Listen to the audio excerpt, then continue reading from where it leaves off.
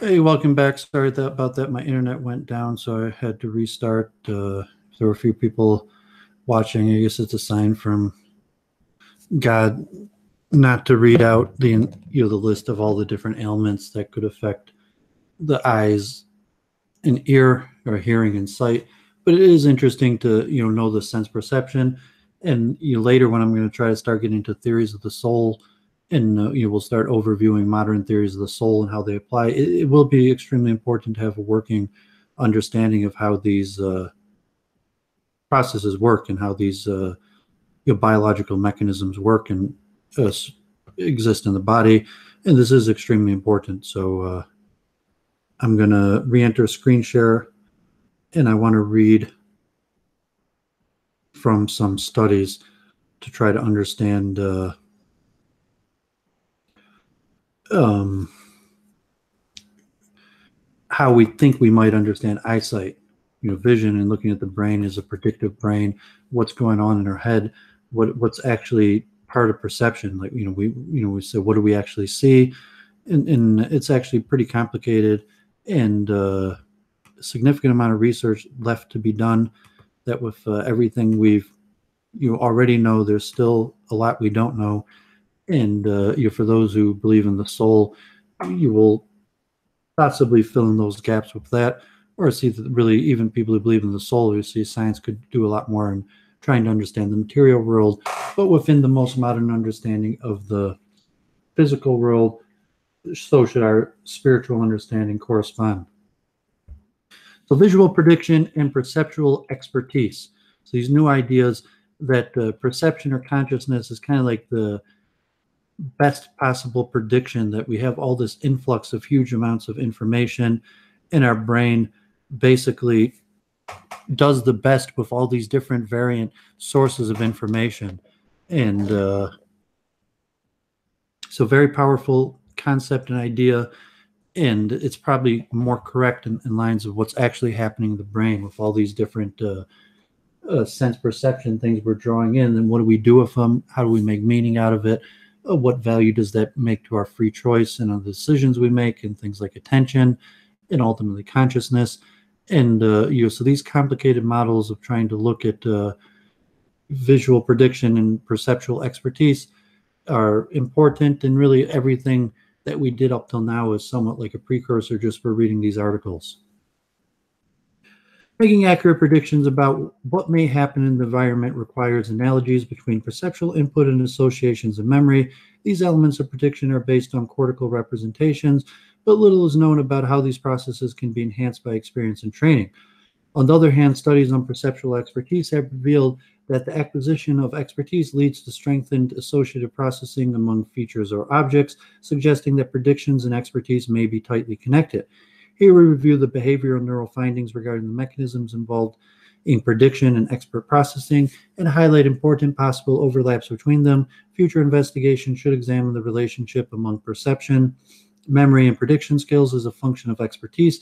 The knowledge gained by this line of research will have implications for visual cognition research, and will advance our understanding of how the human brain can improve its ability to predict by learning from experience. Introduction. When walking on the street, we're not surprised to see cars, parking meters, traffic lights. If we catch a glimpse of something that appears on the sidewalk and quickly disappears into the bushes, we may think that it could be a bird, a squirrel, or a cat, depending on the size and shape. However, we would be baffled if we saw something unpredicted, such as a goat or an anchor on the street, because it would be completely out of context. While external information from the world is continuously extracted and processed by various sensory modalities, the human brain readily generates top-down predictions based on associations and memory formed from previous experience to make sense of and interact with the environment. Various predictions may be formed continuously. For example, when we see a parking meter, we predict that it's likely a car next to it, or we predict that a blurry impression is a harmless squirrel. Recent work on visual prediction has suggested that predictions are formed rapidly and drawn associative connections stored in long-term memory. Strong associative activations and fast processing speed are also characteristic of this expert processing. For instance, while most people may recognize a fast approaching car merely as a silver car, a car expert may recognize it instantly as the newest model of a certain brand, know what engine it may have, and can distinguish between this and other comparable models. In this review, we highlight the possible relationship between the processes responsible for prediction and the process involved in expert processing. We focus our discussion on recent behavioral and image findings on visual prediction and visual expertise, as theories in these two areas have been elaborated and studied, especially in the last decade.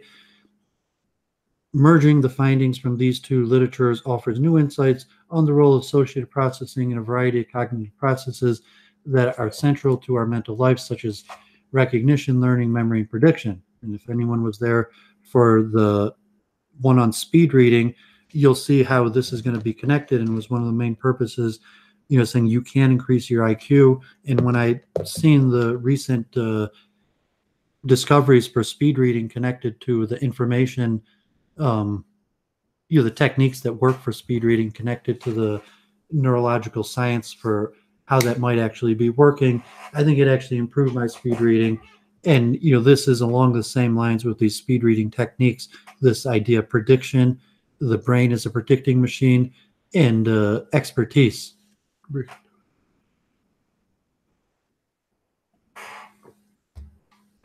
Generating visual predictions based on analogies and associations. Making rapid and accurate predictions is beneficial in many situations and can facilitate perception and actions. To do so, one needs to acquire knowledge about various attributes and relations of objects, people, and events in the world. Such knowledge stored in memory constitutes the basis of recognition and prediction for both familiar and unfamiliar instances. While interacting with the environment, the human brain not only makes use of incoming perceptual information, but also compares this input with representations in memory and generates specific and testable predictions. To understand how the brain generates proactive predictions to guide cognition and behavior, Barr proposed a unified theory that links the study of analogies, associations, and predictions, which have previously been studied independently.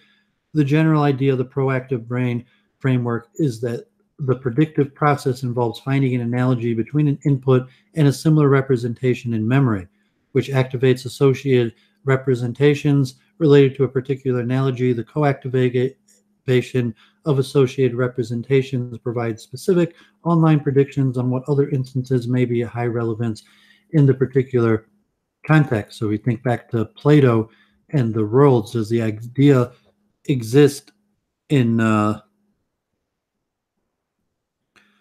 I made this video on speed reading. So I had made the video.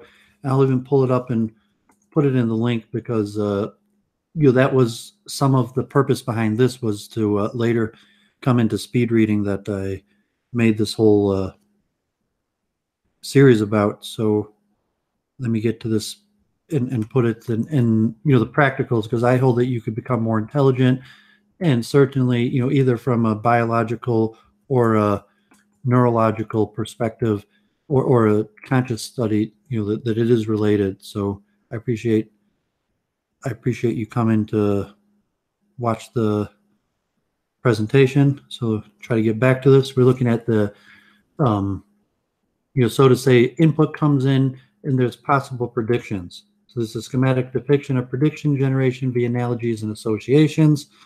As proposed by Barr, an input A activates an analogous representation of memory A, which leads to the co-activation of associated representations B, C, and D to generate predictions.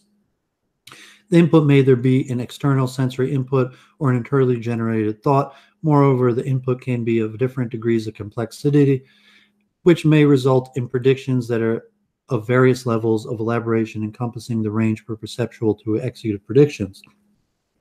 So the concept that there are internal thoughts inside the brain is not concluded yet. And what I hold might not be true. There may not be internal thoughts in the brain.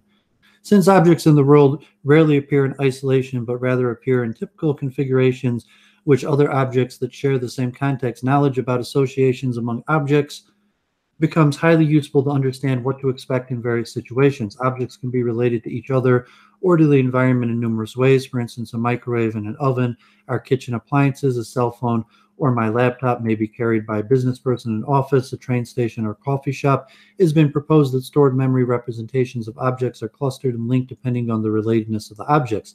These clusters of related representations can be referred to as context frames.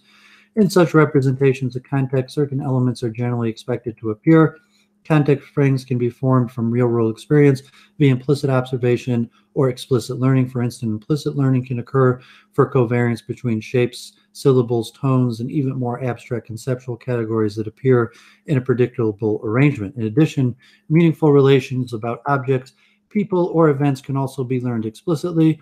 Associative processing is quickly triggered merely by looking at an everyday object, and such associative processing is critical for visual recognition and prediction. The efficiency of predicting the occurrence of an item depends on the consistency between bottom-up sensory input and stored associative representations in memory. When seeing a salient item in a picture, associating processes may lead to an observer to expect a particular context. The other objects on the scene, as all these are predictable within the same context frame. But if an unexpected item occurs at a given context, instead, recognition of either of the item or context becomes hindered, presumably because the incongruent associations do not match our prediction expectations. These findings suggest that context frames are activated to generate predictions by seeing either a familiar object or context, and the observers are unable to selectively attend to an item while ignoring the context. Notably, ultra-rapid detection for inconsistency between objects and scenes suggests the associative predictions may be generated instinctively, as shown by the test of a clergyman at a football game or a football player at church. Predictions propagate from top-down mechanisms to influence bottom-up processes. The information extracted from bottom-up inputs to support the top-down processes may be minimal, such that the information can be analyzed and interpreted promptly.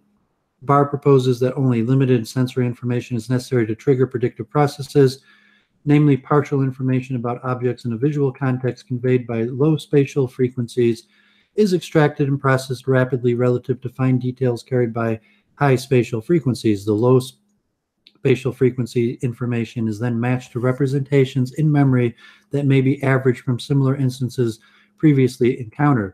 The general representation of objects or scenes, or GIST, reduce the number of possible identities for attended objects and are often adequate for matching objects and the basic level for everyday recognition. Since visual features of objects in the same basic level categories are often similar to each other, in some by linking the general impressions of new input with the most similar representations in memory based on similarity, top-down mechanisms can quickly generate predictions and facilitate bottom-up processes in object and context recognition.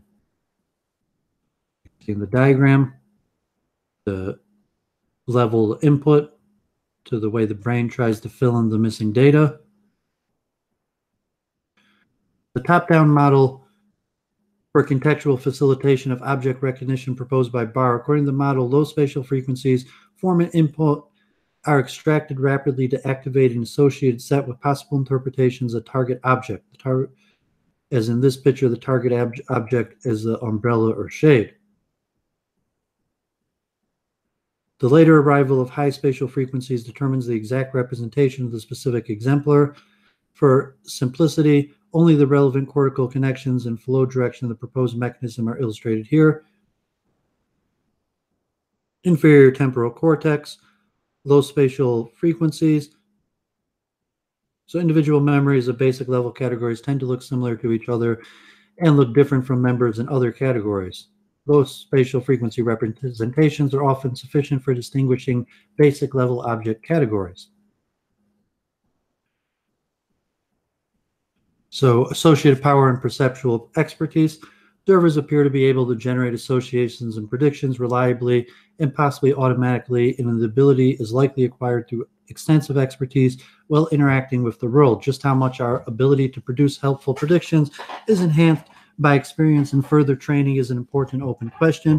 Every person possesses some level of expertise in many domains, but enthusiasts of various domains possess much broader and deeper visual and non-visual knowledge that are associated with items in their domains of expertise. Compared with the average people or novices, here we synthesize evidence from existing literature that indicates that experts elicit stronger associative processing due to enhanced visual and non-visual knowledge and are faster and more accurate in making use of analogies and generating predictions about their specific domains of expertise.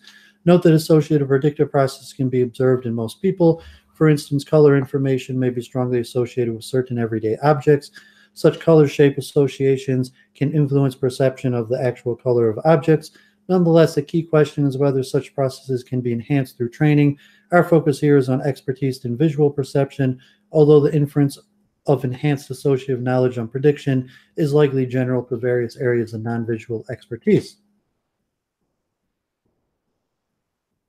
Not surprisingly, perceptual expertise leads to improvements over novices in many visual perceptions of memory tasks. At a glance, advanced bird watchers or car experts excel at identifying individual objects in their respective areas of expertise, regardless of whether the task involves classification at the subordinate level or the basic level. Grandmasters chess have larger visual and memory capacity for and greater search efficiency with meaningful chess configurations compared with amateur and novice players.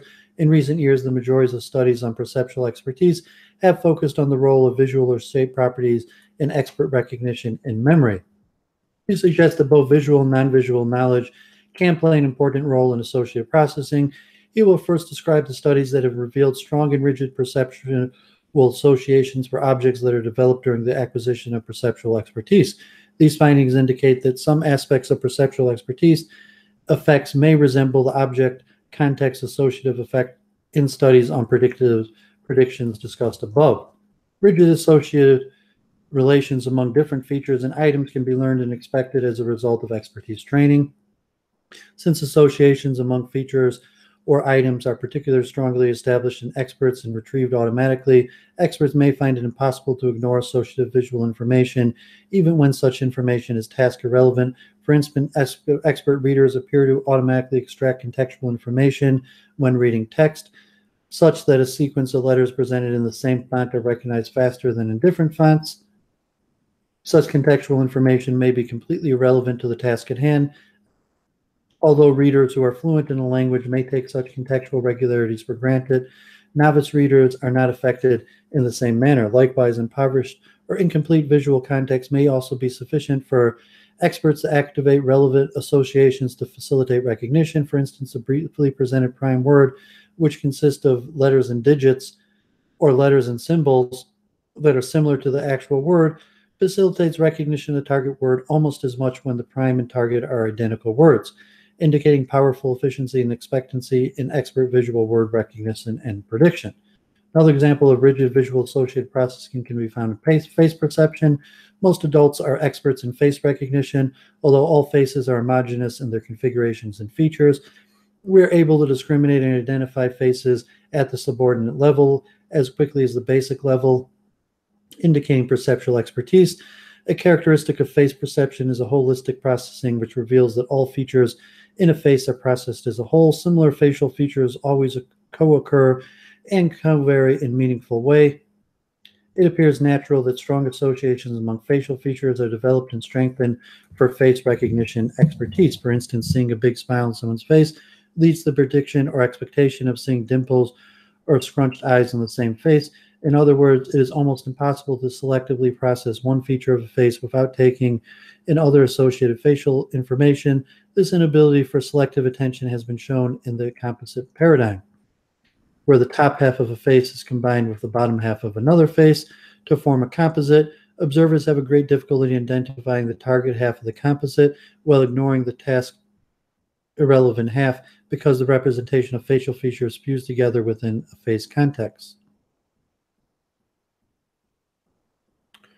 The holistic effect rises from rigid associative processing of features and happens at a glance, less than 50 milliseconds at presentation time. Intriguingly, the holistic effect strikingly resembles the object sense consistent effect, indicating failures of selective attention to a subset of information and context. Note that the holistic effect appears to be experience-based and is associated with specific computations with objects in a homogeneous category, as the holistic effect is reduced for objects with which we have less expertise. Furthermore, holistic processing is not unique for faces. It has been observed in experts in non-face categories such as car or novel objects, music and notation, words, fingerprints, chess game boards. This raises the possibility that object context association effect can also be strengthened by additional yet specific practice. So neural mechanisms for visual predictions and perceptual expertise. Although associated processing appears critical in both visual prediction and perceptual expertise, past studies from the two lines of research have asked distinct sets of questions. For instance, most studies in visual prediction are concerned with recognition of everyday objects and scenes, while most perceptual expertise research has emphasized rapid subordinate level processes of objects in only one of a few categories. Investigations of the underlying neural mechanisms for these processes has also revealed different emphasis. Associated prediction research has focused on large-scale brain networks that coordinate top-down processes, whereas perceptual expertise studies have mainly concentrated in local regions of the ventral visual stream. Here we describe the main findings of the neural correlates of predictive and expert processing separately and highlight the possible overlap between them likely merit further attention from both fields. Recent studies using human functional neural imaging have revealed the cortical network that mediates context-based associated predictions, which includes structures in three main regions: the medial temporal lobe, the medial parietal complex, and the medial prefrontal complex. Note that the network largely overlaps with the default mode network, which is active when observers are not engaged in goal-directed behavior. This overlap implies that the associative processing comprises a large part of the functions mediated by the brain's default mode. The associated prediction network has been defined by contrasting everyday objects that are strongly associated with specific contexts with objects that are weakly tied to any specific context. Robust context association effects are observed in the parahippocampal cortex and the medial temporal lobe and the retrosplenial cortex and the medial parietal complex. The parahippocampal cortex and the retrosplenial complex have previously been thought to be engaged in place processing and episodic and autobiographical memory, which may be reasonable due to the associative nature of these processes. While MTL, MPC, and MPFC may be involved for different kinds of associations, additional research is required to distinguish these relations. It is possible that MTL is responsible for unique associations. Specifically, the PHC appears to represent stimulus-specific contexts and associations, which are sensitive to specific appearance. In contrast, the RSC and MPC represent prototypical generic information about associative context frames. The representations and processes from the PHC and RSC presumably interact with and provide the basis of predictive processing of the MPFC, while the MPFC may be involved for processing of deliberate or conditional associations, in particular the orbital frontal cortex, which is multimodal association region of the MPFC that receives fast projection of visual input via the magnocellular pathway, may become increasingly important in generating top-down influence to predict possible object identities when the visual input is relatively coarse. These different kinds of top-down processes then facilitate modality-specific cortex such as fusiform gyrus for object recognition.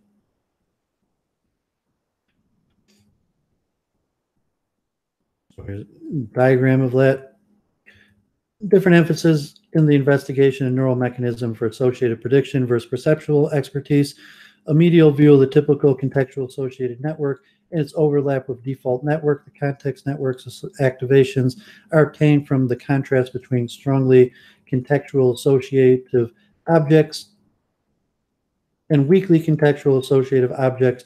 The default network regions are those that are more active during fixation rest than during task performance. MPC, medial parietal cortex; MTL, middle temporal lobe; MPFC, medial prefrontal cortex. An axial oblique slice through the right fusiform face.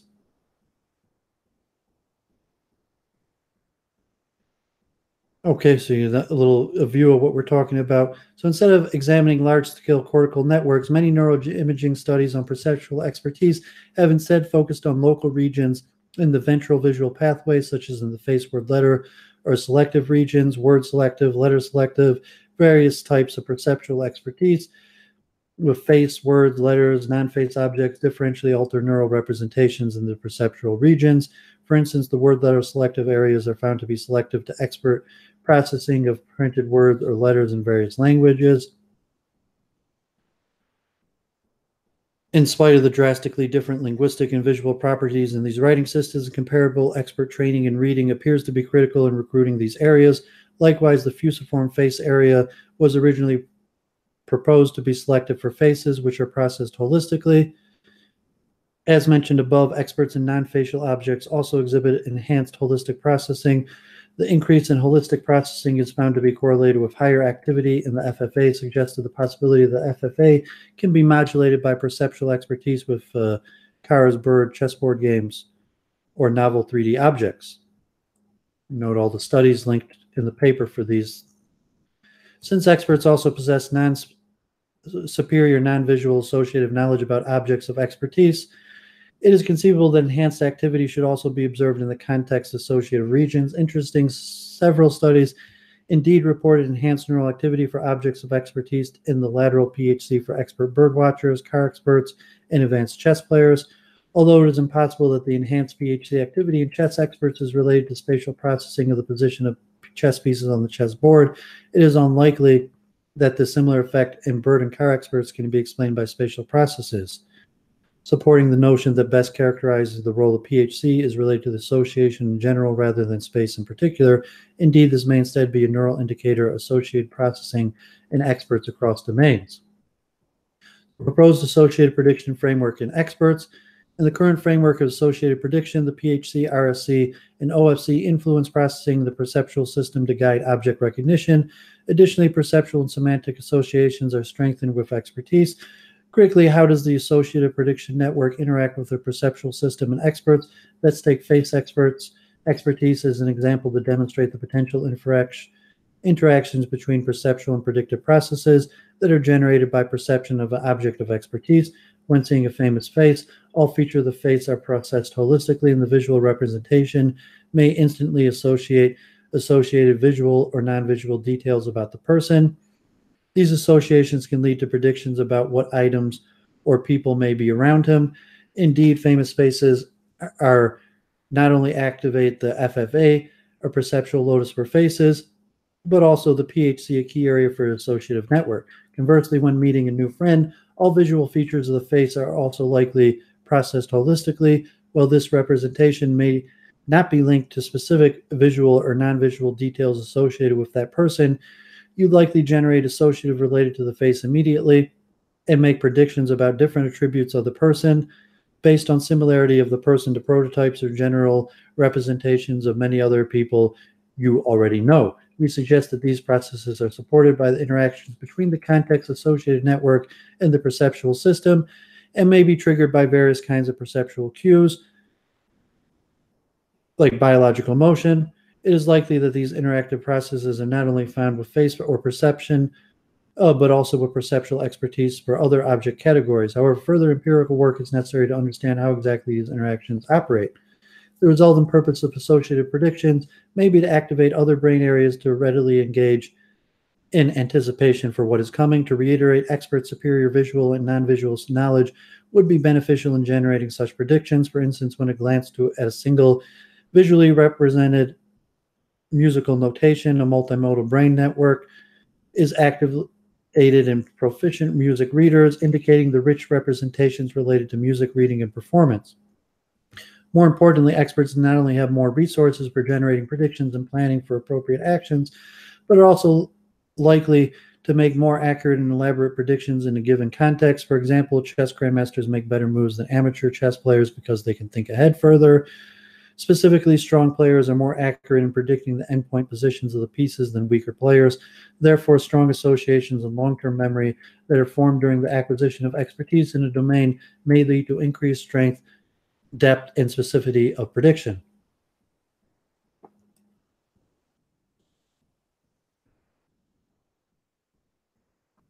Further direction. Apart from the potential links between visual prediction and perceptual expertise discussed above, Many questions remain to be further explored. For instance, what are the critical elements that make efficient training for different objects categories to promote top-down associative processing? As mentioned earlier, it is important to distinguish the nature of visual training tasks, as not all training requirements would lead to top-down effects that are generalizable across tasks and across exemplars within an object category. Moreover, since various objects categories require different computational demands from the visual system, do the different categories recruit identical top-down associative mechanisms, or are there possibly different subsystems supporting associative processing? Moreover, is there a qualitative or quantitative difference between the ability to predict between experts and novices? Important questions to address include what the differences are in the time course and mechanism for assessing visual and non-visual associations between experts and novices, and whether there are any difference in the neural representations that support associations depending on the degree of expertise. Currently, it remains unknown whether the visual and semantic associations are primarily stored in the context associative network for experts, or the associations may be represented in the visual system as perceptual expertise strengthens visual performance.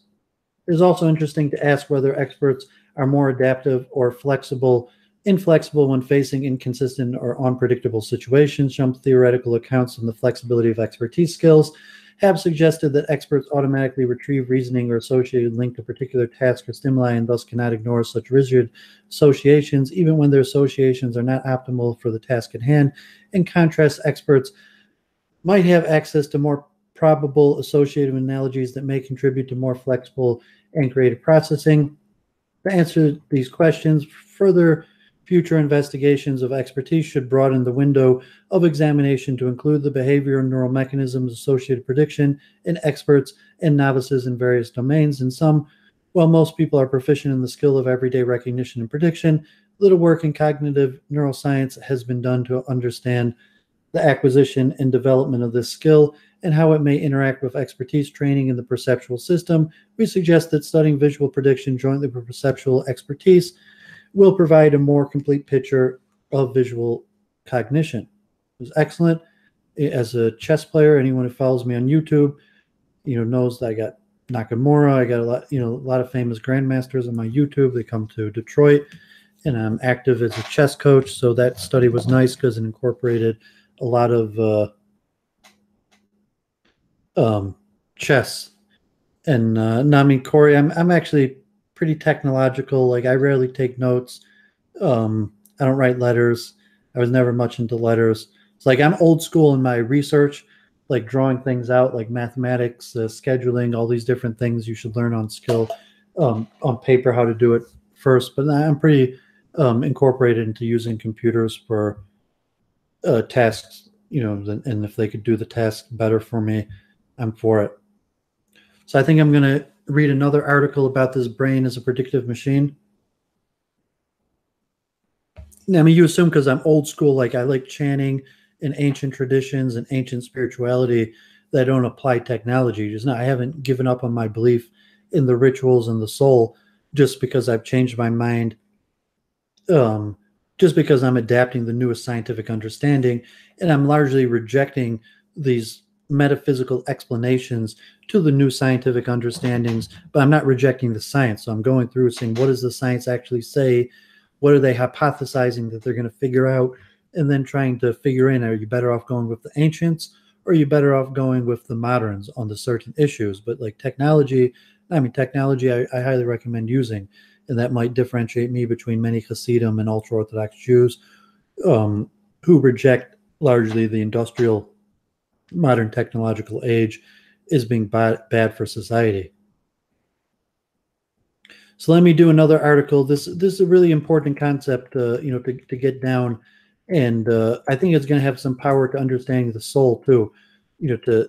Saying, what does the brain really do? And we're looking at this large predictive machine that takes in all these huge amounts of different data sources, and then tries to hand that to our greater consciousness. And so does our consciousness reside in the brain, or maybe part of our consciousness resides in the brain, the localized consciousness that connects our greater consciousness? Is thought actually arising from the brain? And we see like the brain is most active in sense perception. The main function of the brain is sense perception and also motor control and memory. Although it's unclear for what if it's memory of thought or just memory of sense perception and possibly emotion. I might probably get into the emotion tomorrow, but I hope people who've been following this for a while. This is kind of the payoff of the research and people who did the speed reading. You see, like in order to be able to read through these articles, and I hope to be able to read through 10s, 20s of these articles, and these are just the ones I'm reading word for word because of the various methods of learning. And like look how powerful. Like I did the thing on speed reading, and if you could increase your reading speed from average 250 to 300 words a minute to 1,000 words a minute, you could be 3 times or more, as smart as you used to be, so to say, and also processing speed and all these different things in the saying, is IQ, what is intelligence, where does it come from? So I'm very happy to understand these. And, so as I said, the culmination of all of these teachings is really reading these modern articles, for trying to understand the brain as this larger perceptual machine. So I think I did this free ebook that the neuropsychology 700-page textbook, great stuff that has its general map. I've been reading through. I'm almost halfway through. More speed reading. This one. So this perceptual map of what's going on during cognition, and this is just audition, but this would include all of them. So you have your different senses coming in, and then different sound perceptions coming in, and then you have your stored memory, knowledge, and skills.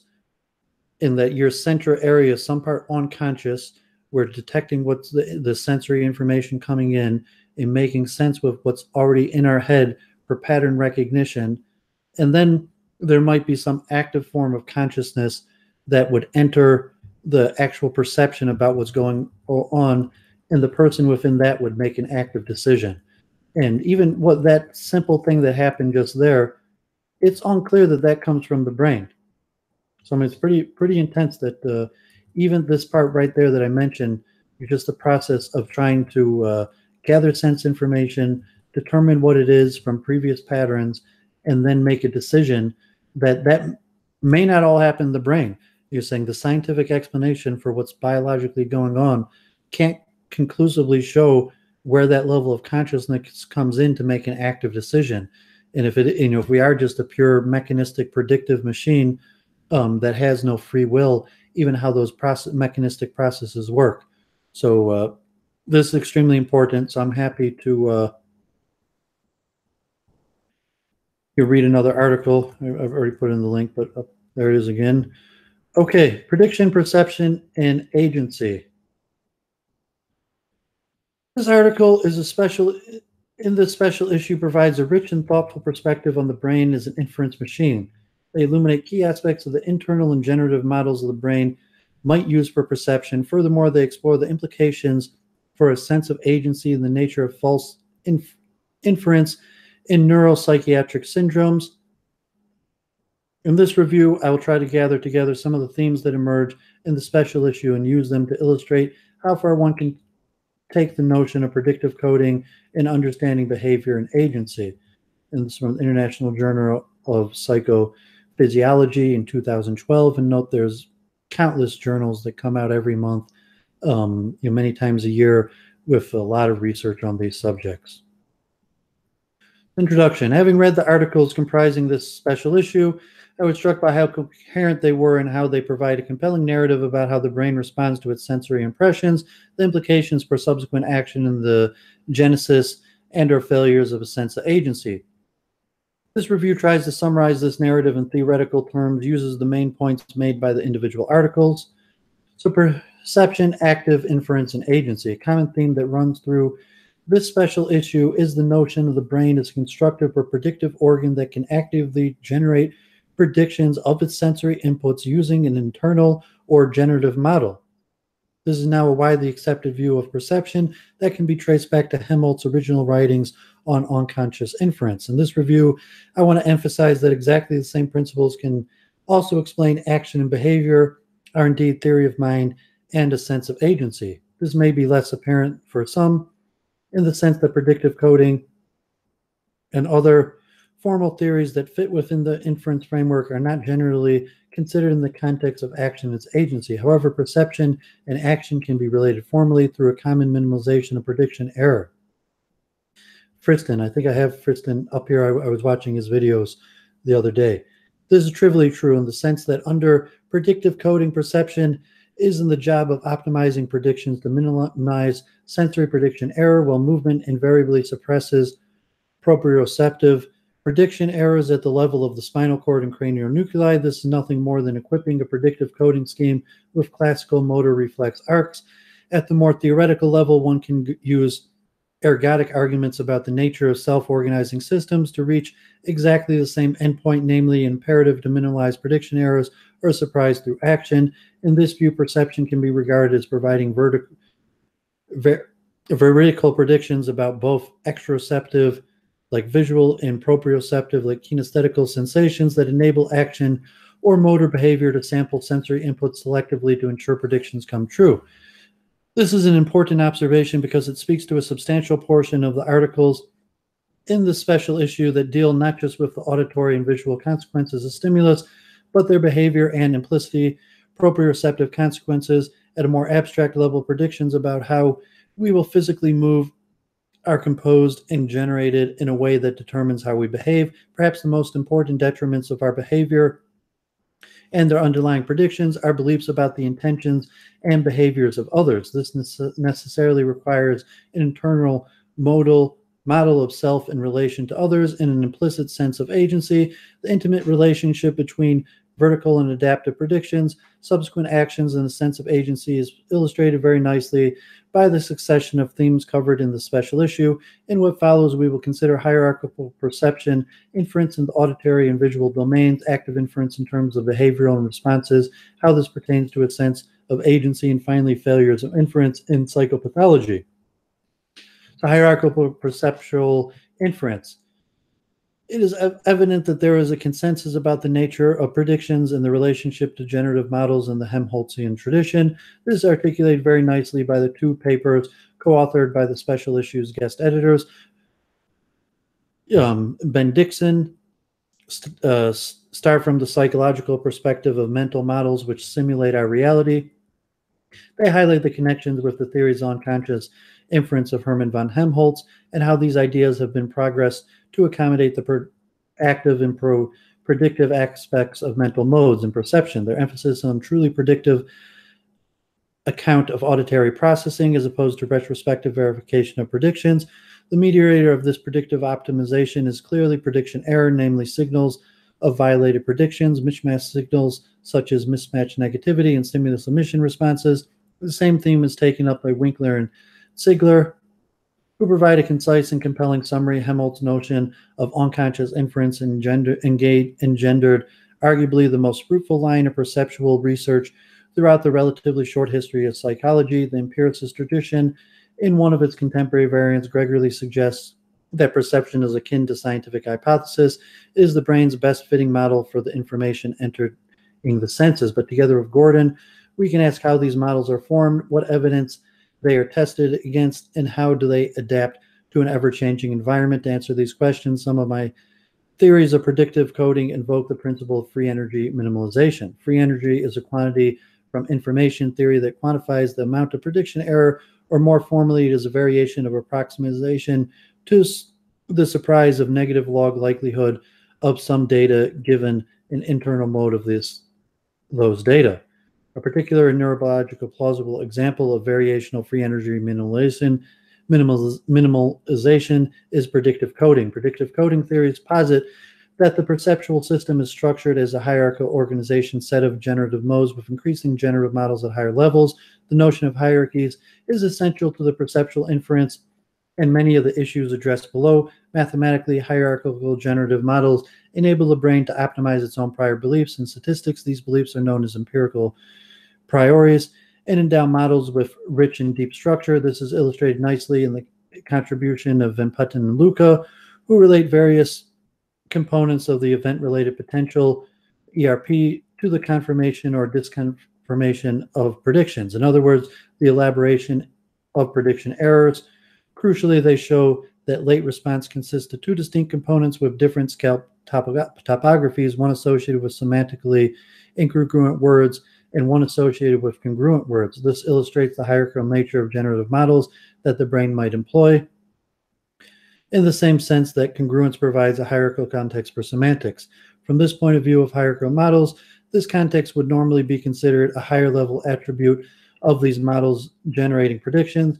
This very fact that Van Putten and Luca can demonstrate that electrophysiological correlates of contextual effects suggests that the brain must indeed be representing hierarchical attributes of the sensorium and may be so doing in terms of prediction error. I also like in their observation that the meaning of predict derives from its origin in Latin, pre, before, or in front of, plus dicere, to speak, in other words, to declare what will happen in the future. Fundamental architectural role of hierarchies in cross-modal sensory integration suggests that amodal concepts at higher levels in a hierarchy should generate multimodal predictions and associated prediction errors. This rather obvious observation fits comfortably with the formal similarities between mismatch or prediction error responses in the auditory domain and equivalent responses in the visual domain. Indeed, Chung and Barr provide a compelling analysis of prediction and generative modeling from the point of view of visual research and cognitive neuroscience. This mechanistic implication of the visual mismatch negatively are explored in Kimura, who lend this interpretation of validity in terms of things such as representational momentum and perceptual sequence learning. Critically, Kimura invokes a bidirectional cortical network that includes the visual extrastriate and prefrontal areas.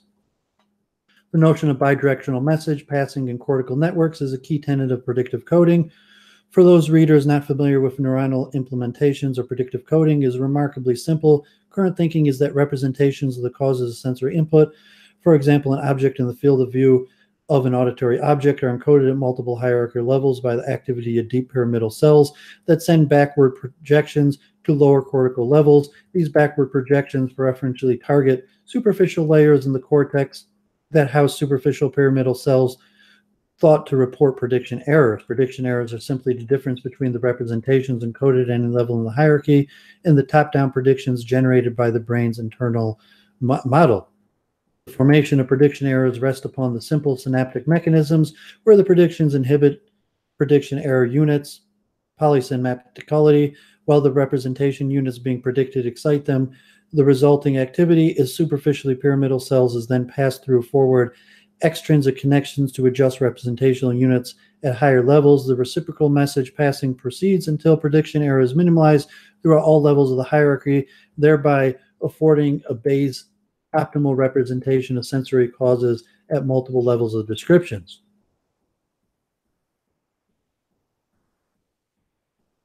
So we see this figure illustrates the neuronal architectures that might implement predictive coding in its active inference. The left panel shows a schematic of predictive coding schemes in which Bayesian filtering is implemented by neuronal messaging passaging between the superficial, the red, and the deep black pyramidal cells, encoding prediction errors and conditional predictions or estimates respectively. In these predictive coding schemes, top-down predictions conveyed by backward connections are compared with conditional expectations at the lower level to form a prediction error. This prediction error is then passed forward to update the expectations of Bayes' optimal fashion. In active inference, the scheme is extended to include classical reflex arcs where proprioceptive prediction errors drive action to elicit extrafusal muscle contractions and changes in primary sensory afferents for multiple spindles. These suppress prediction errors encoded by Renshaw cells. The right panel predicts the schematic of units encoded conditional expectations and predictive errors at some arbitrary level of cortical hierarchy. In this example, there is a distinction between hidden states that model dynamics of hidden causes that mediate the influence of one level on the level below. The equations correspond to general Bayesian filtering, predictive coding, and generalized coordinates of motion as described in Friston. In the hierarchical form, the equation corresponding to the equations of motion in the ith level and the different link levels. These equations constitute the agent's prior beliefs. D is a derivative operator, and theta represents precision of inverse variance. Those equations were used in simulations presented in the next figure. So this is pretty in-depth mathematical understanding of how these processes are going to work, and they have to mathematically model this because obviously there's millions, billions of neurons involved in these processes. Interestingly, given the focus of the special issue on event-related potentials, the superficial pyramidal cells thought to represent prediction errors are exactly the same cell populations that predominate in non-invasive electromagnetic recordings. In other words, the explanation of a mismatch negatively in terms of prediction error has a high degree of biological plausibility under these predictive coding schemes. A key aspect of hierarchical representations or generative models is exemplified in the papers of music perception, as noted by Rohrmeyer and Kolisch. It is well understood that constant predictive activity is indispensable and vital for survival. The constancy speaks to multiple temporal scales and separation of those scales in a hierarchical setting. This is illustrated nicely in Schwartz, who describes a model of temporal processing on audition and speech that involves a division of labor between the cerebellum and the basal ganglia in tracing acoustic events in time. In their model, they assigned the cerebellum a special role in modeling temporal structure with high temporal precision, while the basal ganglia thalamocortical systems evaluate slower, longer-range temporal structure. This division of labor is exactly the same in formal models of predictive coding. In these models, high-level central pattern generators that exhibit winnerless competition provide a slower temporal structure that guides faster dynamics, controlling the amplitude and frequency modulations of predictive acoustic input, although fully fledged music predictions cannot be modeled at present. Both simulations of this sort and the empirical evidence that they review shed light on the nature of interactive predictive mechanisms. Up until now, we have focused on the minimalization of prediction error in terms of self-organized neuronal activity in response to sensory surprises of new stimuli. However, exactly the same principle can be applied to other attributes in the brain's generative model, including synaptic connection strengths or efficacy. The suppression of prediction errors through changes in coupling among brain areas corresponds to perceptual learning and can be expressed in a form that is very similar to classical associative or Hebbian plasticity. Janask and Namath look at perceptual learning in terms of consolidation, and in particular implicit sequence learning that not only underlies motor but cognitive and social skills as well. Interestingly, they note consolidation of memory traces after the initial acquisition can result in increased resistance to the inference or even improvement in performance following an offline period. This is fascinating observation that suggests optimization of the brain's generative model does not necessarily need online sensory data. Indeed, these are current theories about the role of sleep in optimizing the brain's generative model, not in terms of its ability to accurately predict data, but in terms of minimizing complexity. Mathematically, this is interesting because surprise or model evidence can be decomposed into accuracy and complexity terms, suggesting that model evidence can be increased by removing redundant model components or parameters. This provides a nice Bayesian perspective on synaptic pruning of the issues considered by Namath and Janask. I encourage people to read this whole magazine if they could get a hold of it. Active inference. As noted above, a simple extension to predictive coding is to consider their suppression by the motor systems, and this extension prediction error not just suppressed by optimizing top-down or descending predictions, but can also be reduced by changing sensory input. This does not necessarily mean visual or auditory input, but the proprioceptive input responding to bodily movements is noted as above. The suppression of proprioceptive prediction errors is, of course, just the classified reflex arc. In this view, motor control becomes a function of descending predictions about anticipated or predicted kinematic trajectories. We're going to look at a schematic. The important observation here is that the same sorts of synaptic mechanisms and inferential principles can be applied to both perception and the consequences of actions. This nicely accommodates the literature on error-related negativity reviewed by Hoffman and Falkenstein, who consider the monitoring of one's own actions and its role in adjusting behavior. Again, the focus is on EEG, suggesting that even within a single trial recordings, the neurophysiological correlates of behavior-dependent prediction error can be observed empirically. In their words, the initiated response is compared with the desired response, and a difference mismatch between both representations includes the error negativity. This is not the proprioceptive prediction error that drives reflex arcs, but a high-level perceptual or indeed conceptual prediction error suggesting that long-term hierarchical predictions of unfolding sensory and kinematic changes have been violated. In other words, this phenomenon speaking into separation of temporal scales and hierarchies and providing multimodal predictions in the peripheral sensory and motor systems. Active inference means that the moments are caused by top-down predictions, which means that the brain must have had a model of what caused these movements. This begs the interesting questions as to whether there's any sense of agency associated with the representations. In other words, if I expect to move my fingers and classical motor reflexes cause them to move, do I need to know that it was me who initiated the movement? Furthermore, can I disambiguate between me as the agent or another? These are deep questions and move us onto the issue of self-modeling and action observation.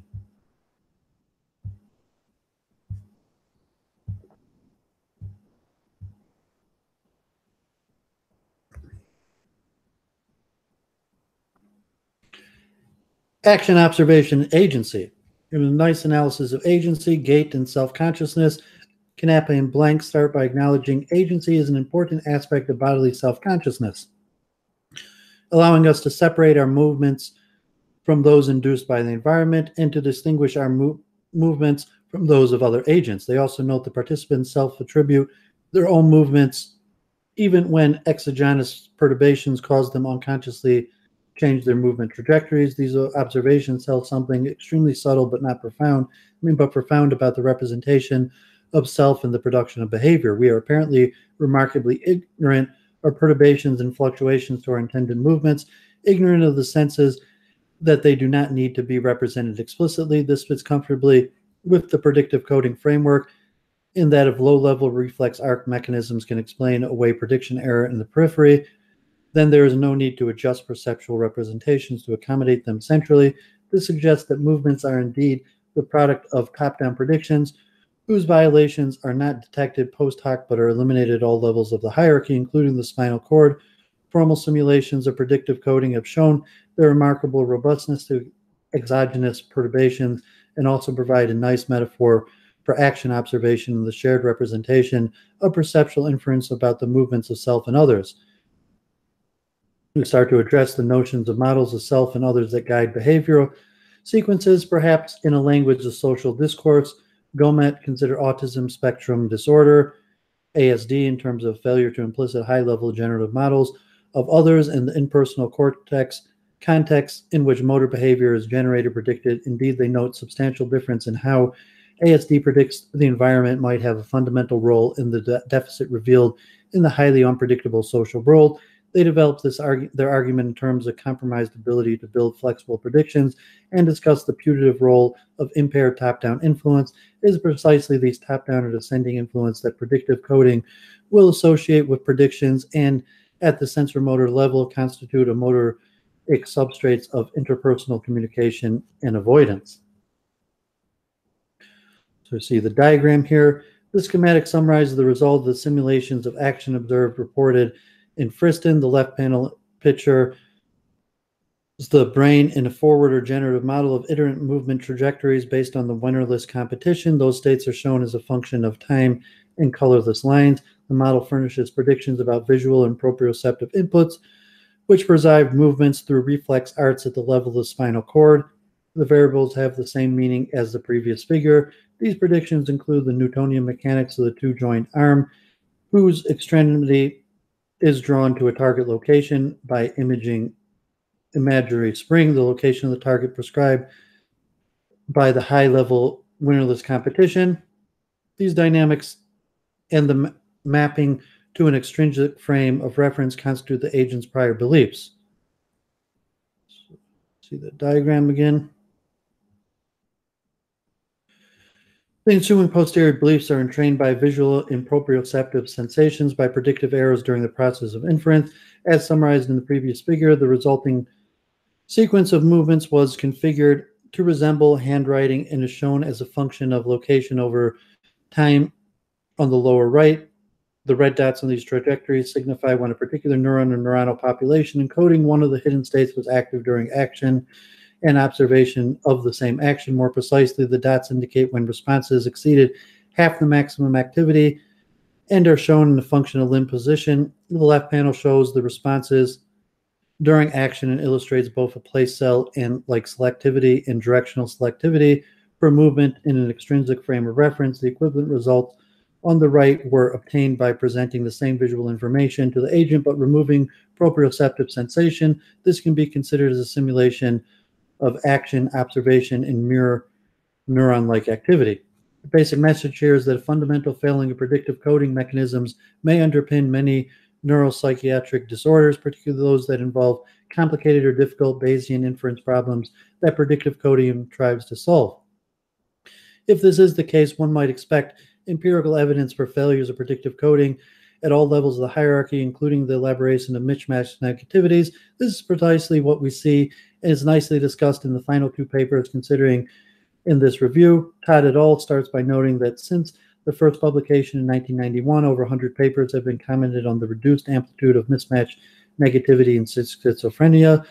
They pursue the interpretation of the MMN as a prediction error signal and link the theoretical neurobiology inherent in predictive coding with pathophysiology and psychopathology of schizophrenia.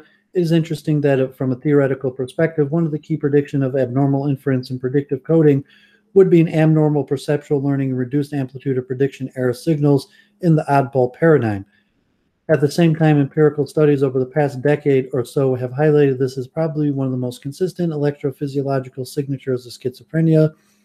Ford and Matheline take up this theme of predictive coding in schizophrenia explicitly in terms of a sense of agency. Their focus here is on the efference copy of corollary discharge systems that in classical motor control are copies of motor commands that enable the brain to accommodate the consequences of its own actions. There are sports studies that show that auditory cortical responses to speech sounds during talking are reduced compared to when they are played back. Furthermore, this suppression is reduced in schizophrenia. These results tie together predictive coding, active inference, action observation, agency, and psychopathy in a beautiful way using the language above. Efference copy, or more specifically corollary discharge, corresponds to top-down prediction of the auditory consequences of articulatory movement. In other words, one has in mind a high-level representation of speech act that generates bimodal, exteroceptive, auditory, and proprioceptive or kinematic predictions. The former correspond to corollary discharge, and the latter to descending proprioceptive drive to the cranial nuclei responsible for speech. The auditory consequence of articulating a word and thereby predicting by the corollary discharge so as to produce prediction error. Clearly, this reduction is not available when simply listening to spoken words, a phenomenon exploited by Ford and Matheline. Fascinating issue here are the consequences of breaking the system and the implications for attributing the agency of perceived speech to self and others, and its role in hallucinations, and other positive systems of schizophrenia. In conclusion, we've seen how many papers in this special issue can read like the chapters of a book that take us from the basic fundamentals of perceptual inference to the plausible and principled understanding of auditory hallucinations and schizophrenia. Clearly, this may reflect the astute way in which the authors were invited to contribute, but I suspect also reflects the fact that when people ask deep questions about how the brain works, they generally converge on the same vertical answers. Okay, excellent. Glad to have got through that one. I think we're starting to see we're really starting to get an understanding of consciousness and the brain processes, and it's been a long haul. We went through a lot of information. It's been tens of hours now, and really there's still a lot to go. I got 5 more articles I want to read, a bunch of only 4 more articles I want to read on this one, and some PowerPoints. So I'm going to do a few more PowerPoints.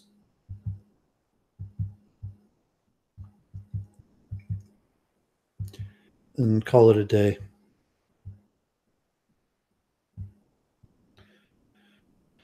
So these PowerPoints I'm about to do are more on trying to understand, trying to put these brain understandings into like a physical science, like a spiritual, physical science that incorporates both troops, not rejecting the science, not rejecting the spiritual, and trying to say both are true, which is my preference. And hopefully eventually we're actually going to get to Kabbalistic systems, which are my favorite. But these have some nice PowerPoints. So let's look at this example: the art of science, the therapeutic touch as a spiritual intervention. So what is therapeutic touch? Its history and present practice, concept of energy medicine, review, research, challenges, applications, and spiritual care. So you have the National Center for Complementary and Alternative Medicine, pretty big, $34 billion industry. 85% of medical school courses offer courses in it. Therapeutic touch.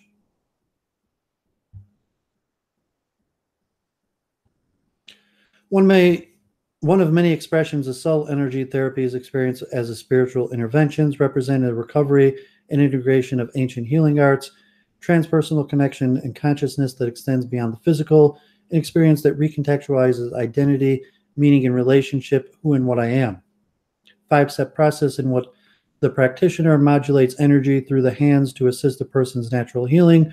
Both healing and healing are mutually expressions in a unified therapeutic interaction through which both are made whole. It's based on Rogerian nursing therapy. Resonance, the continuous change, exists from lower to higher frequencies in the human and environmental energy fields.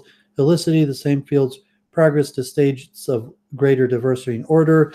And integrality, mutual interaction occurs between human and environmental fields. So the physical anatomy, biochemical and anatomical. Health is a state of complete physical well-being. Illness is an impairment of normal physiological function affecting part or all of an organism.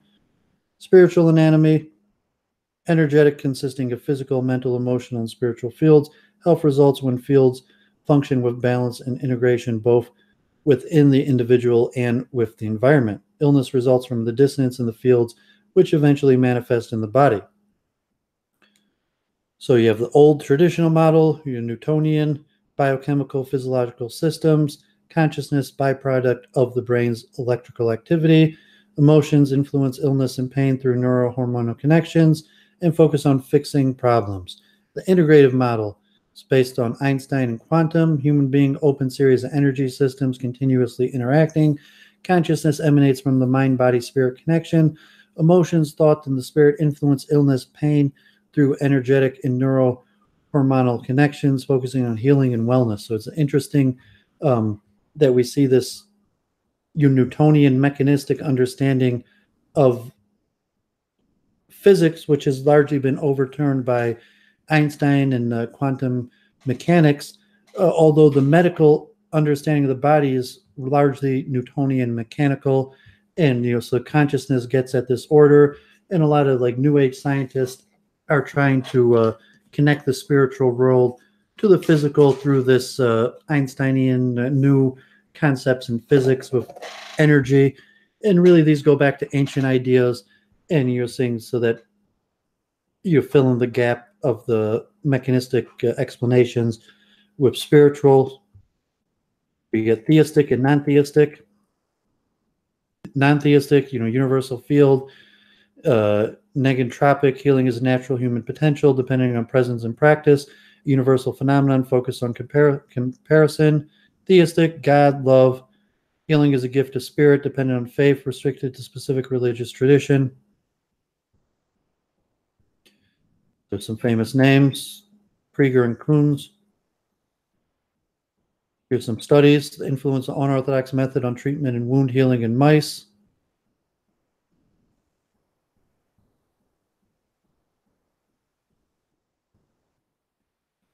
So therapeutic touch, centering, bringing the body and emotions into a quiet, focused state of awareness. Assessment, using the hands to determine the nature of the dynamic energy field. Clearing, facilitating symmetric flow of energy throughout the field. Evaluation, use of the professional informed and intuitive judgment to determine when to end a session. Grounding, facilitating the flow of energy to the ground. Centering, clearing, assessment, evaluation.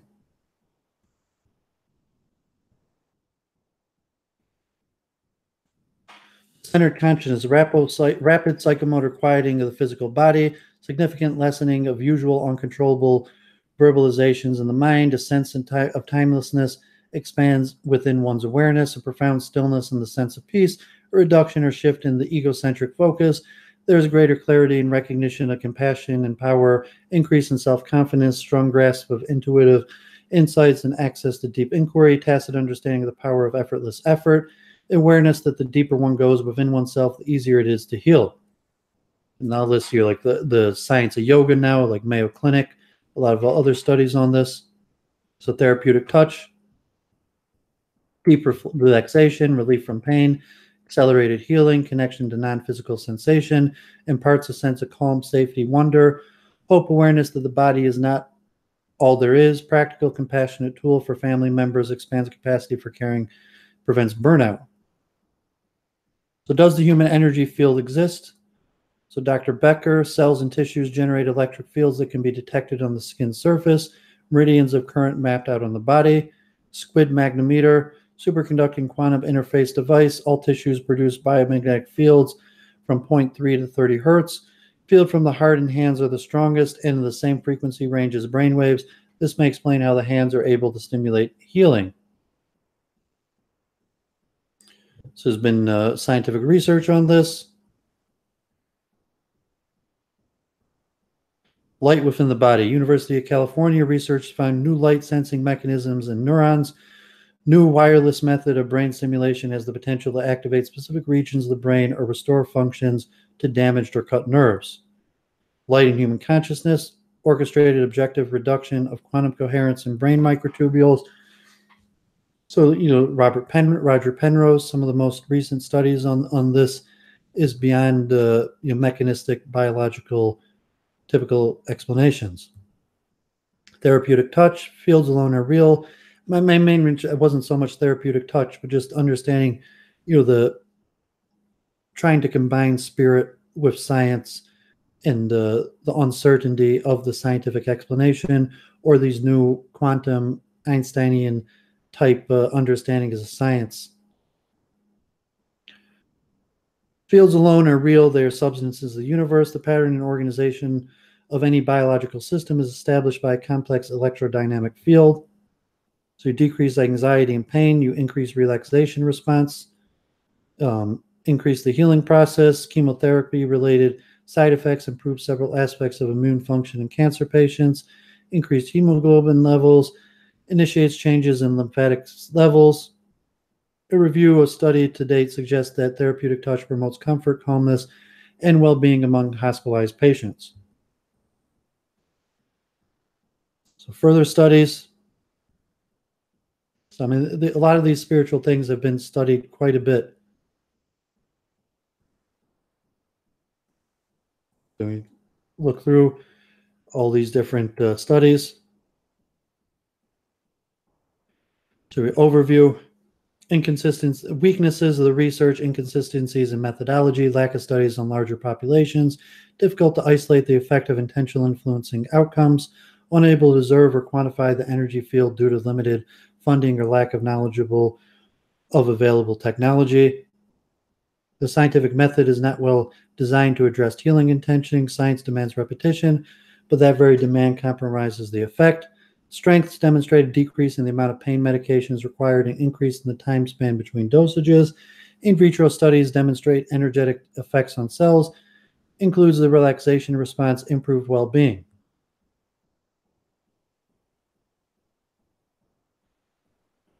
So more evidence, more studies. Spatial issues, history of healing brought under the church's control, hostility to women continuing traditional practice, context and language of treatment can be challenging to conservative theology, occult influence, identification of Eastern concepts with demonic deception, fear, misunderstanding of mysticism, meditation and its deep root in Christianity, resistance to reducing healing to scientific terms. For the John, spiritual issues, John 13:14, to pray in the name of Jesus is an act in the same character and relationship to God as Jesus, reference to identification that manifests in character, not doctrine or formulation of authorization. Therapeutic touch can be upsetting to a scientific worldview. nurse witnessing treatment becomes upset. Spiritual care is rooted in psychosocial models, energetic interventions limited to CAM.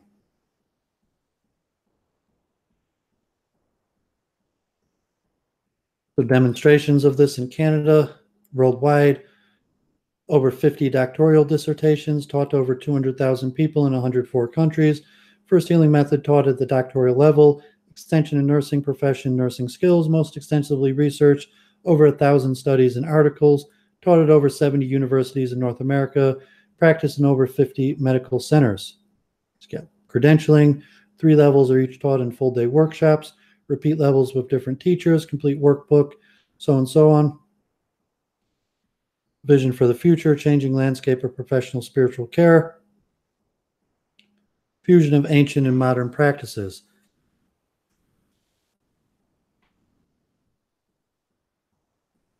Okay, pretty interesting.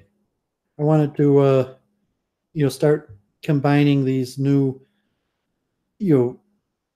what we've been talking about with the soul, because after I finish with the science, I'm going to start doing an overview of the different spiritual systems, and then maybe from there we'll come into the Freemasonry, which is how do we order and organize all these different divergent, possibly conflicting data with the goal of getting to truth.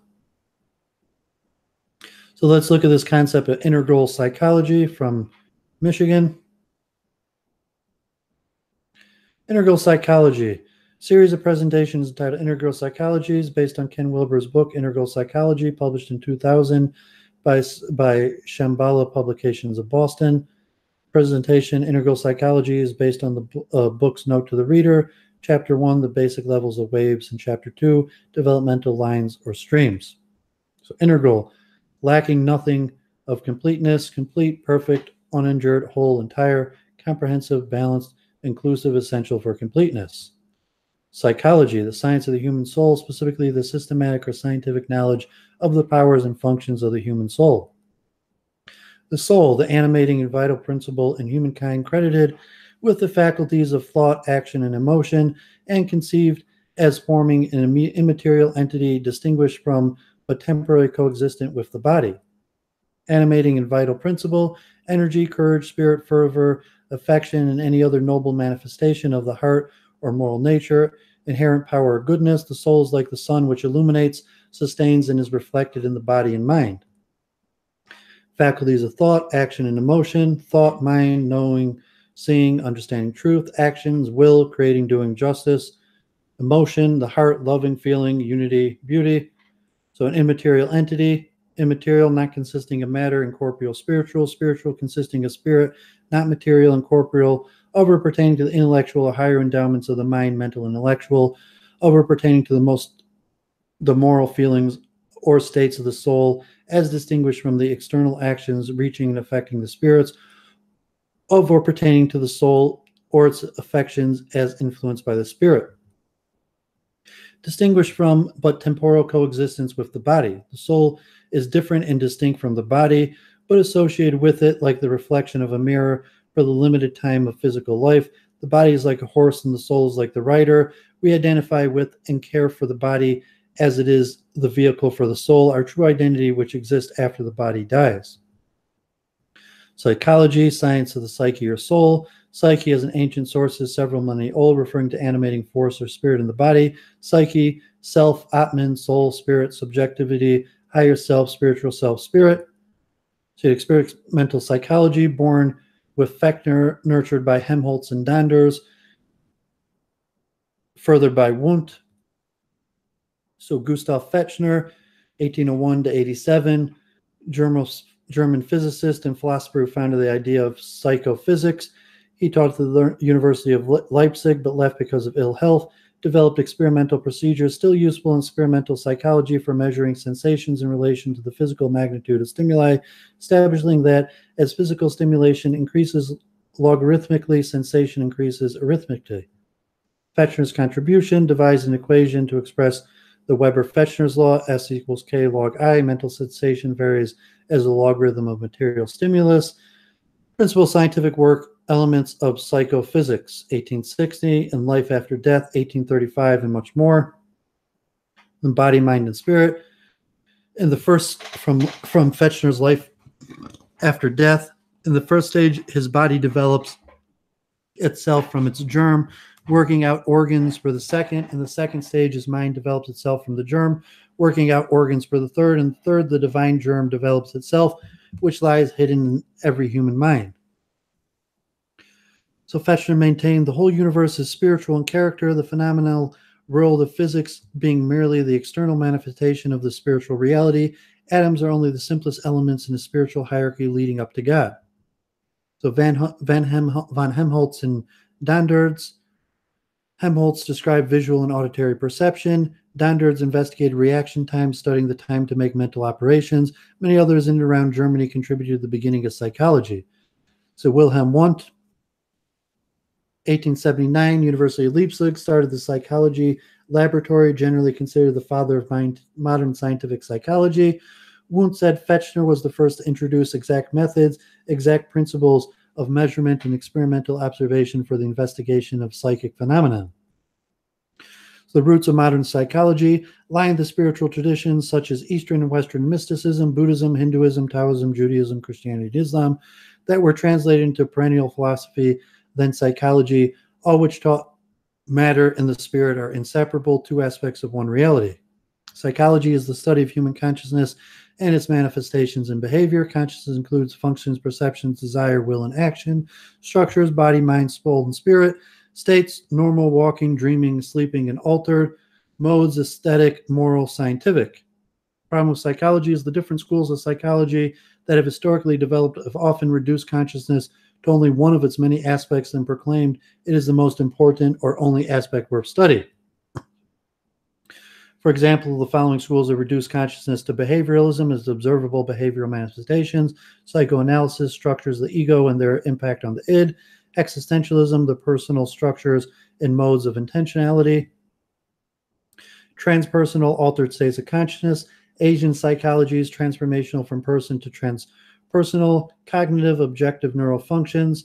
The integral psychology endeavors to honor and embrace every legitimate aspect of human consciousness, drawing on pre-modern, modern, and postmodern sources to reconcile the structure, states, functions, modes, development, and behavioral aspects of consciousness. Pre-modern psychology, perennial philosophy, common core of the world's greatest spiritual traditions, 3,000 years of cross-cultural agreement on levels of existence, being and knowing, called the Great Chain of Being, range from matter to body to mind to soul to spirit, with each senior dimension transcending but including its juniors. So Great Chain, nest of being, codification of experimental realities from subconscious body to self-conscious mind to superconscious soul, consequentially validated and directly experiences, the all-embracing pattern of reality from pre-personal body to personal mind to transpersonal soul. So you have in the center, you have A to E, each contained in the other. So spirit mysticism contains within it, like the layers of the onion as Kabbalah describes it.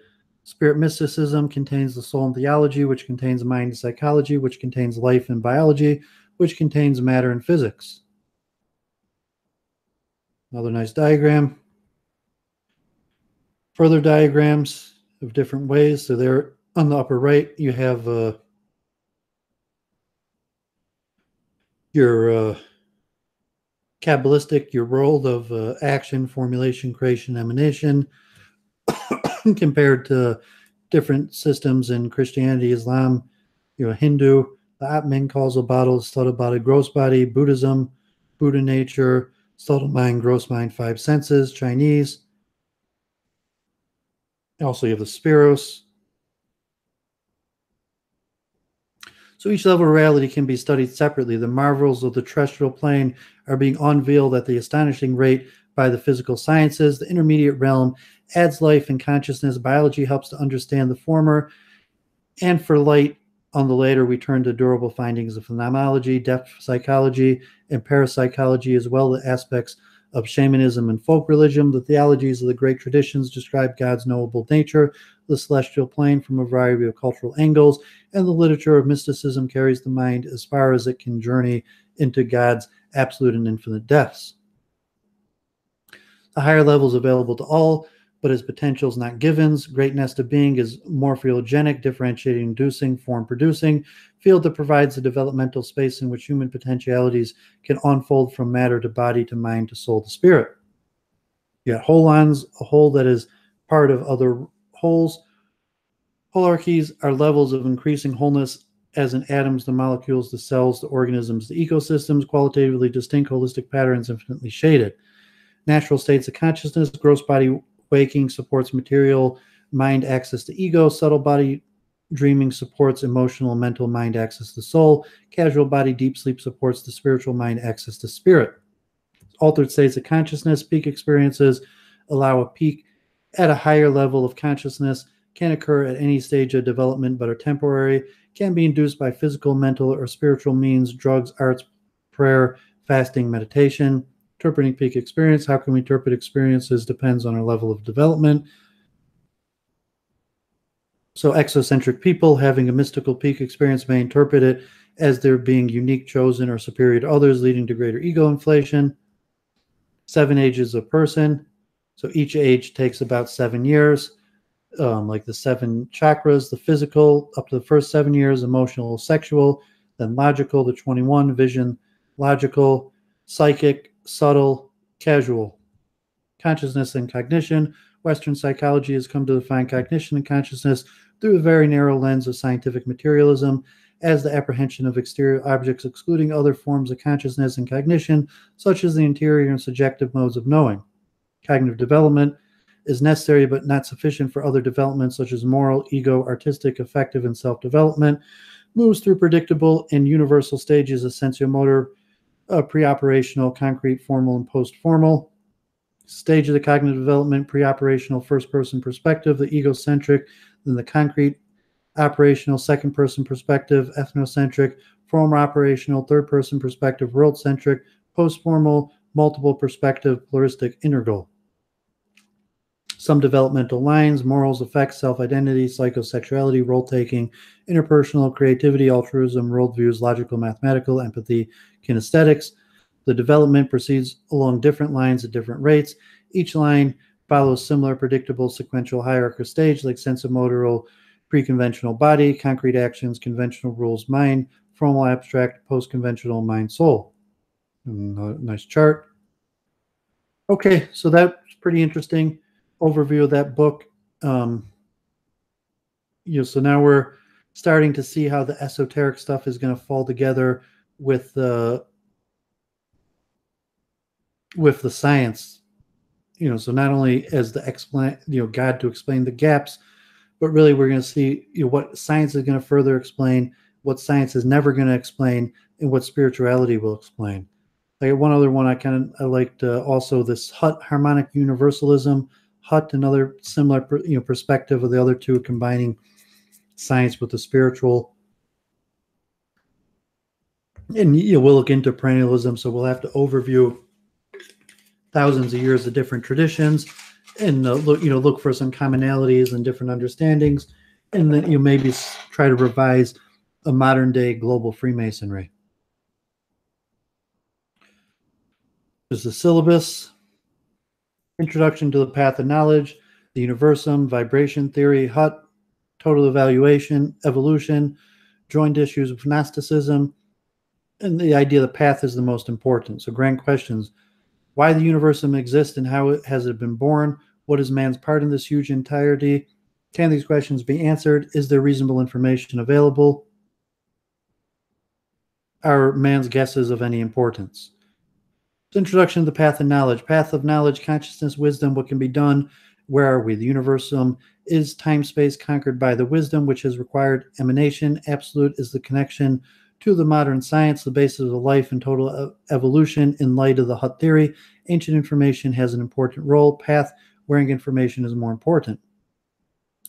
So most important is gnosis, knowledge, what characteristic every man values most or without which the human life would seem useless.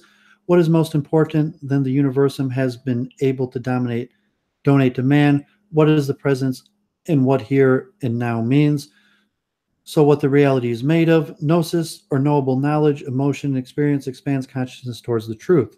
How to find gnosis, or the stone of wisdom. So scientific. sadly inadequate. Metaphysics and philosophy, much to be filtered. Spiritual roof, regrettably little information.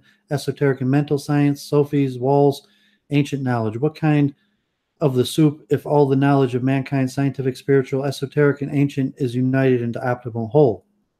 They're saying all the forms of knowledge are extremely flawed. Just simply combining them together help. The path of science, the goal of physics, is to find a theory of everything.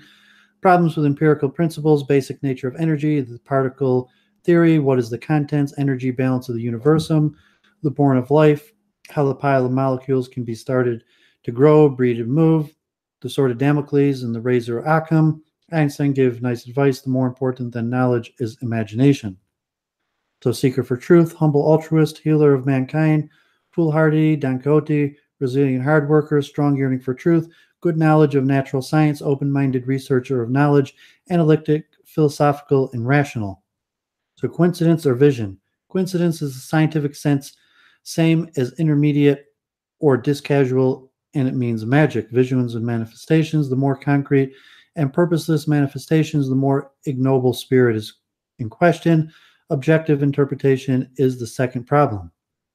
So, greater than man. One must understood and digest not science, but necessarily. One cannot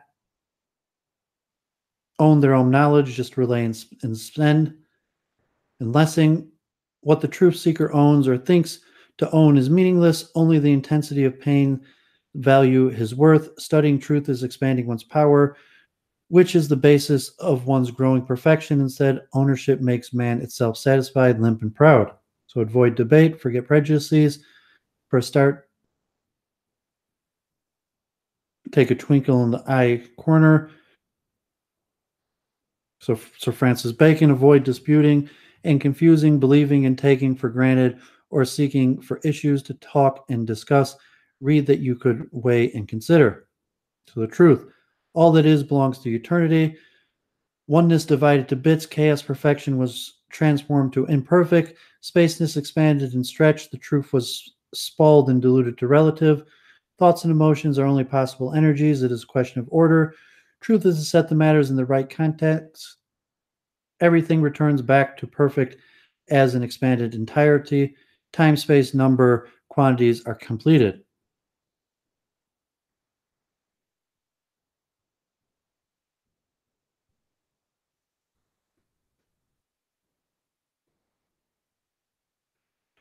So new scientific offerings, Big Bang, inflation theory, cycles, gravity, kinetic energy, relativity theory, quantum theory, Planck's DNA, evolution of species, string theory, information field theories,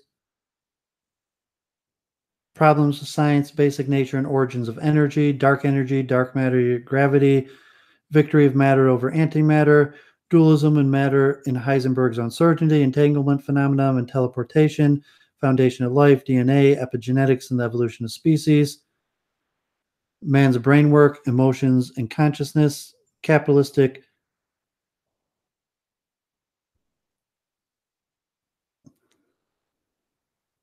So Christian understanding, path of emotion, goal of deeds is love, moral principles, maintaining organization of churches. First step is mental development. Core of the Bible is Sermon on the Mount, adopted by Christology.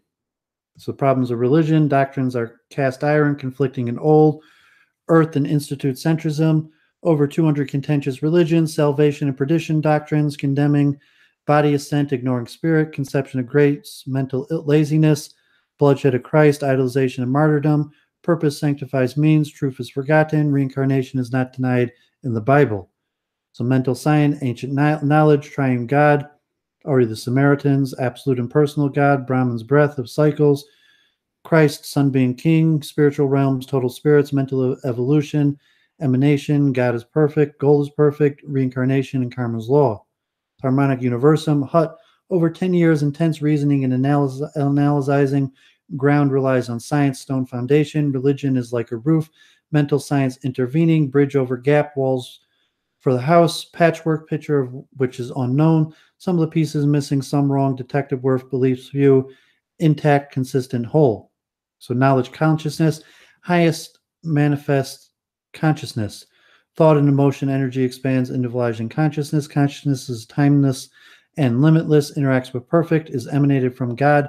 Man has it so little bit that it is forgotten its own starting point. It's present here and now, enables endeavor of perfect, so kind of Platonic.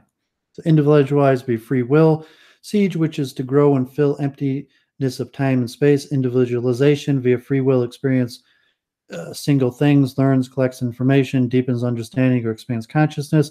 All information survives as components of perfect energy, operate as seeds of the next cycle. So Universium, in the beginning, full emptiness, time, space, numbers. Oneness is potential. Who started conquering emptiness, beginning and end of everything, eternal consciousness and infinite wisdom. Wisdom from zero to infinity. Trick needed, how emptiness is splitted in parts, separated counter pairs. Some nice diagram. Triunity. Cycles. Basic energy, cells of the absolute. Derangement of the basic energy, vibration causes energy deviation. Like string theory, vibrations in two directions. Condensation causes entropy to get smaller. Harmony, balance, symmetry.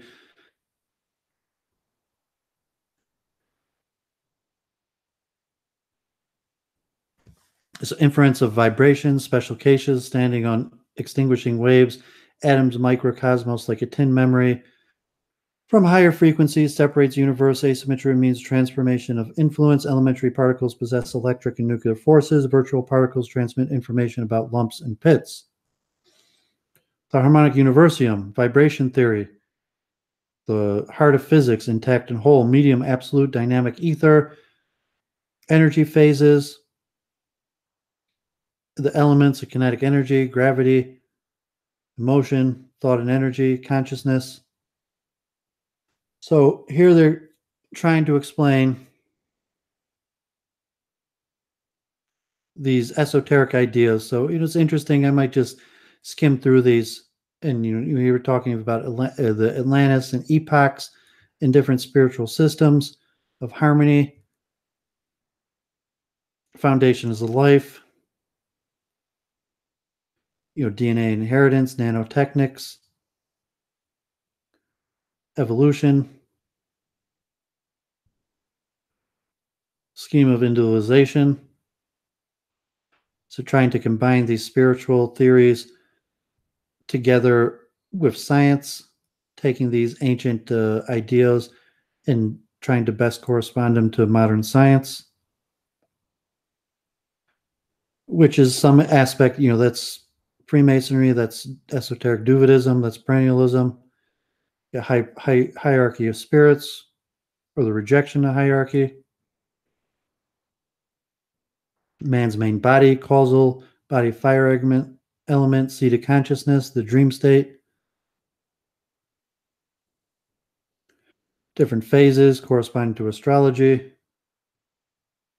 Most of the ancients talked in terms of astrology. Back to Atlantis, the famous Greek theories. The Yugos, the end of Atlantis, the epoch, 200 million years ago, species souls started to generate beasts. Noah and the flood. Current, the epoch, the current Yuga, physical, etheric. So an interesting conception. Like I don't really buy too much into the evolution. Been trying to combine evolution of the soul with that, but it's a little interesting. Here we Chaldaic Egyptian, 4 to 10,000 years ago, man's bodyhood reached the goal, consciousness could settle into it, enemy first humans with individual self-spirit, consciousness observed only sense realm, spoken language, and writing was created instead of telepathy, concepts primitive, Vedas textual about 1300 BCE, science ordered to the new state, current timing. And then you have the Greek-Latin period, man's free will developed, lust for experimentation, coming of Christ, just in the culmination of the phases, epochs of periods. Fifth period, about 1400 CE, back to mental, followed Renaissance and Enlightenment, boom of science, consciousness begins gradually to revive again and understand spirituality. mankind had to wade through the sludges, rediscovering spirits. I thought I'd show this pretty interesting, to looking at all these different historical anomalies and trying to put together, because after I'm finished with the science overview, we're going to start looking at these spiritual systems and trying to do what this thing. So this is a little coming of showing what's going to come. So predictions about coming future periods of consciousness.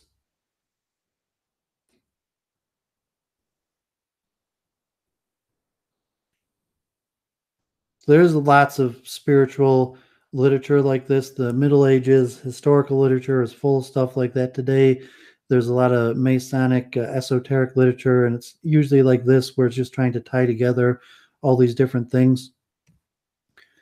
So let's look at thoughts, man's potential. Thoughts, emotions, and will enhance harmony. Verticalism is to increase nobleness and gnosis. Seat of consciousness is to grow and understand the language of the citizen of a whole, to live fearless, seeking for one's own limits, and bewaring to hamper others' life. Superego is our perfect essence, already existing and sending plans for the lives of souls. In the next cycle, superego can be super soul, total soul of a planet system, then a galaxy. Returning oneness in due time will feel fine. Magnitude of life. Gnosticism says a man's life is a school of soul experience of as well good as bad. Striving at nobleness is good. So Hut, all paths return to the goal. Representativeness of the grand wisdom. Agents, co-creators to ennoble and fill emptiness. Understanding gets deeper. Consciousness expand. Individualized through the control of free will to unique regarding love of the neighbors and interest of the world. So path is most important.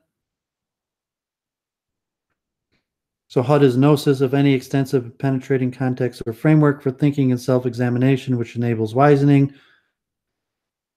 Like I read in Avos, the job is big beyond our completion. But we have to work at it.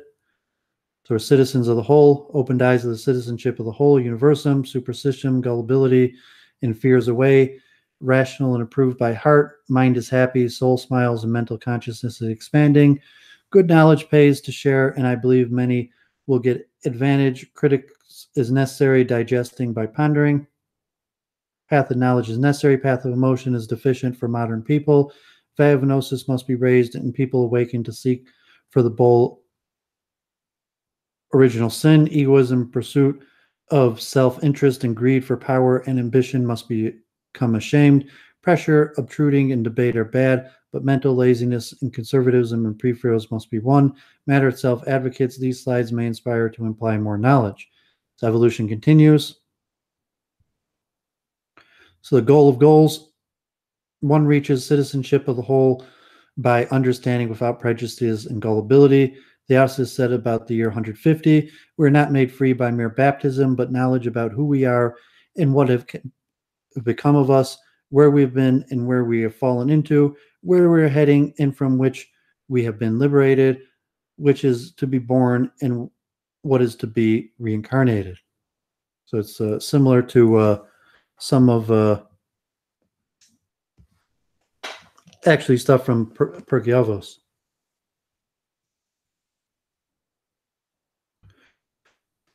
Okay, so I think I might continue. I'm glad. So, Judas, thanks for joining me. This get some important information. I really want to understand this stuff, so I think I'm just going to continue because I got to move on to other things. So I got to finish with this, and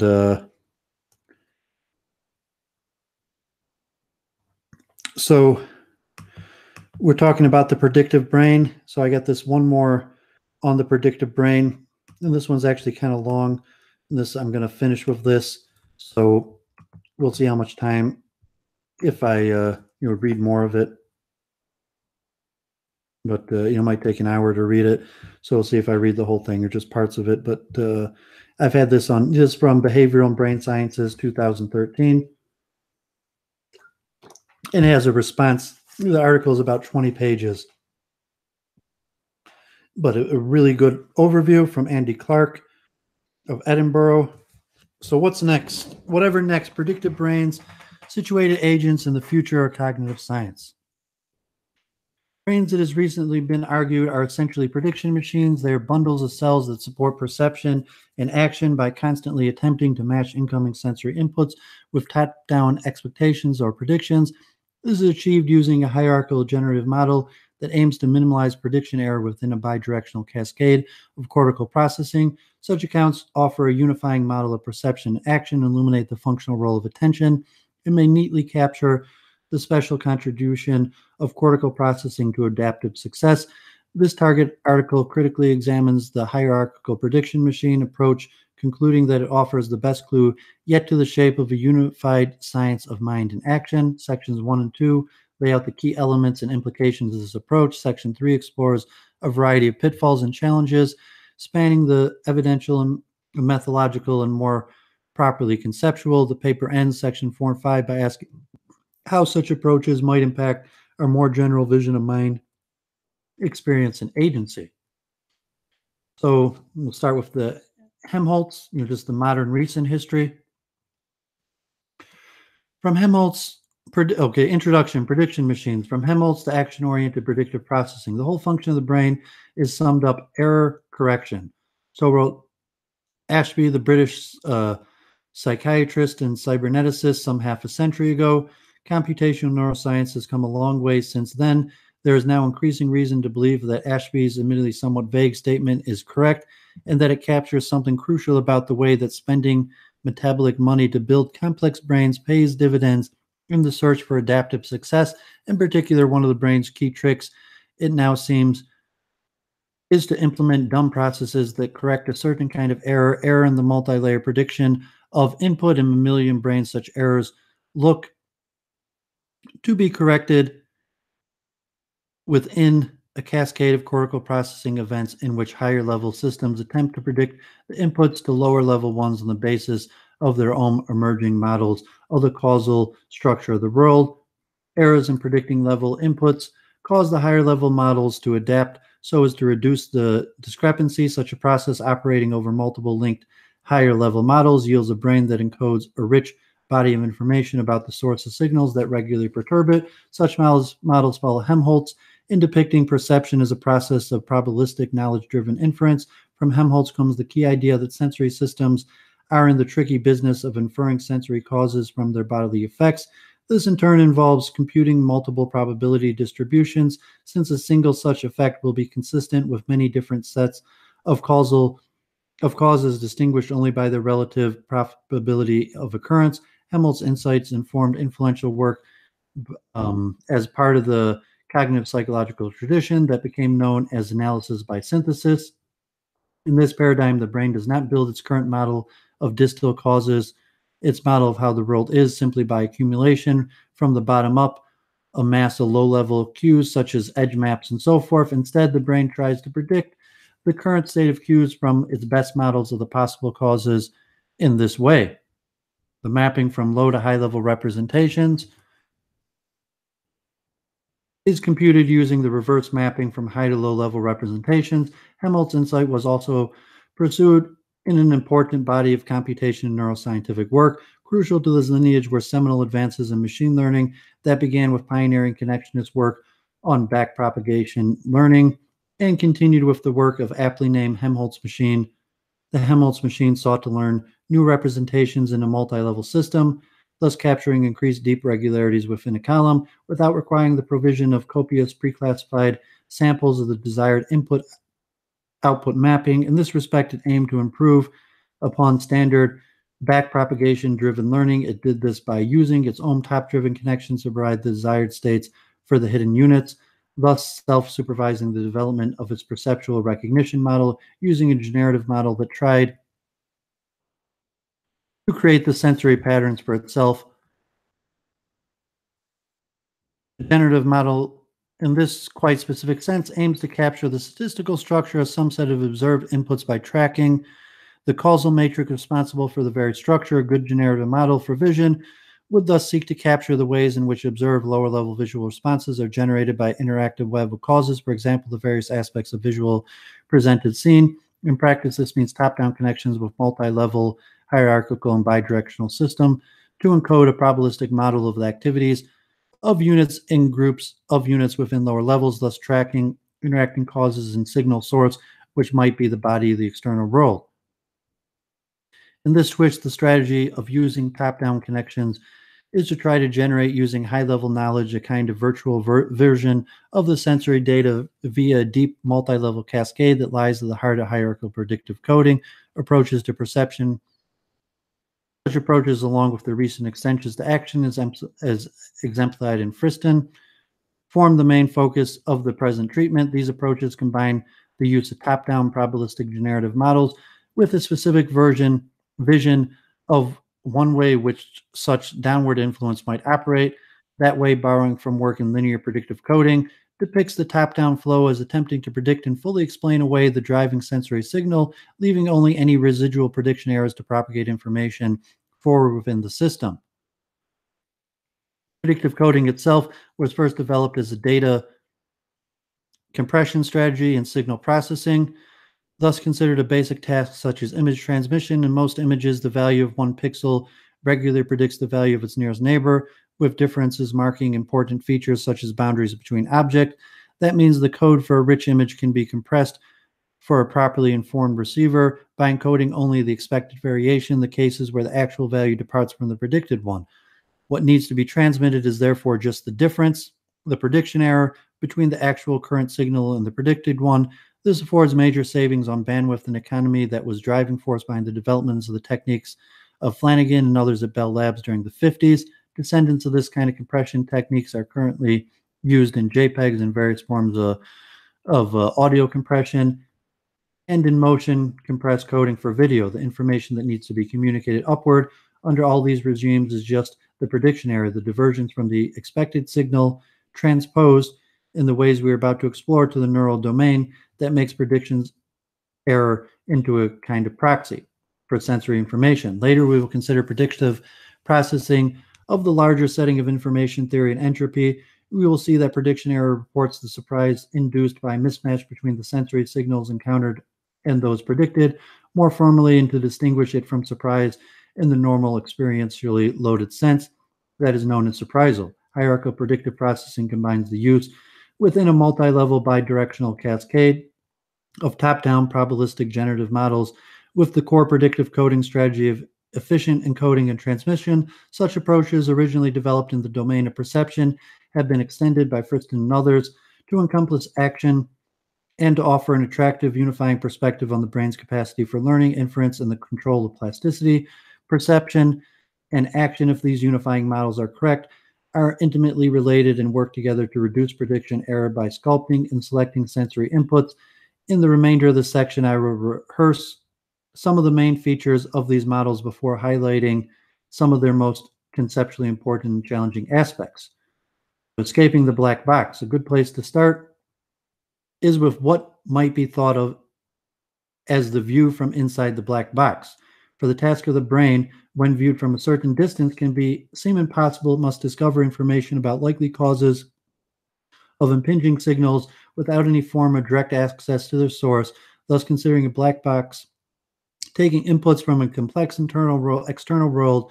The box has inputs and output channels along which signals flow, but all that it knows in any direct sense are the ways its own states flow and alter in that restricted sense. All the system has direct access to is its own states. The world itself is thus off limits, though the box can importantly issue motor commands and await developments. The brain is one such black box. How simply, on the basis of pattern of choices in its own internal states, is it to alter and adapt its responses so as to tune itself to the act of a useful node, one that merits its relatively huge metabolic expense for the origination of adaptive responses? Notice how different this conception is to ones in which the problem is posed as one of establishing a mapping relation between environmental and inert states. The task is not to find such a mapping, but to infer the nature of the signal source, the world, from just the varying input signal itself. Hierarchical approaches in which top-down generative models are trying to predict the flow of sensory data provide a powerful means for making progress under such apparently unpromising conditions. One key task performed by the brain, according to these models, is that of guessing the next states of its own neural economy. Such guesses improving When you use a good model of the signal source, cast in the Bayesian model, good guesses thus increase the posterior probability of your model. Various forms of gradient descent learning can be progressively improve your first guesses applied with a hierarchical predictive processing regime. This will, if you survive long enough, tend to yield useful generative models of the signal source and ultimately the world. The beauty of the bidirectional hierarchical structure is that it allows the system to infer in its own priors the prior belief essential to the guessing routines. As it goes along, it does this by using its best current model at the level as the source of the prior for the levels below, engaging a process of iterative estimation that allows priors and models to co-evolve across multiple link layers of processing so as to account for the sensory data. The presence of bidirectional hierarchical structure thus induces empirical priors in the form of the constraints that one level of the hierarchy place on the level below, and these constraints are progressively tuned by the sensory input itself. This kind of procedure, which implements a version of empirical Bayes, has an appealing mapping to known facts about the hierarchical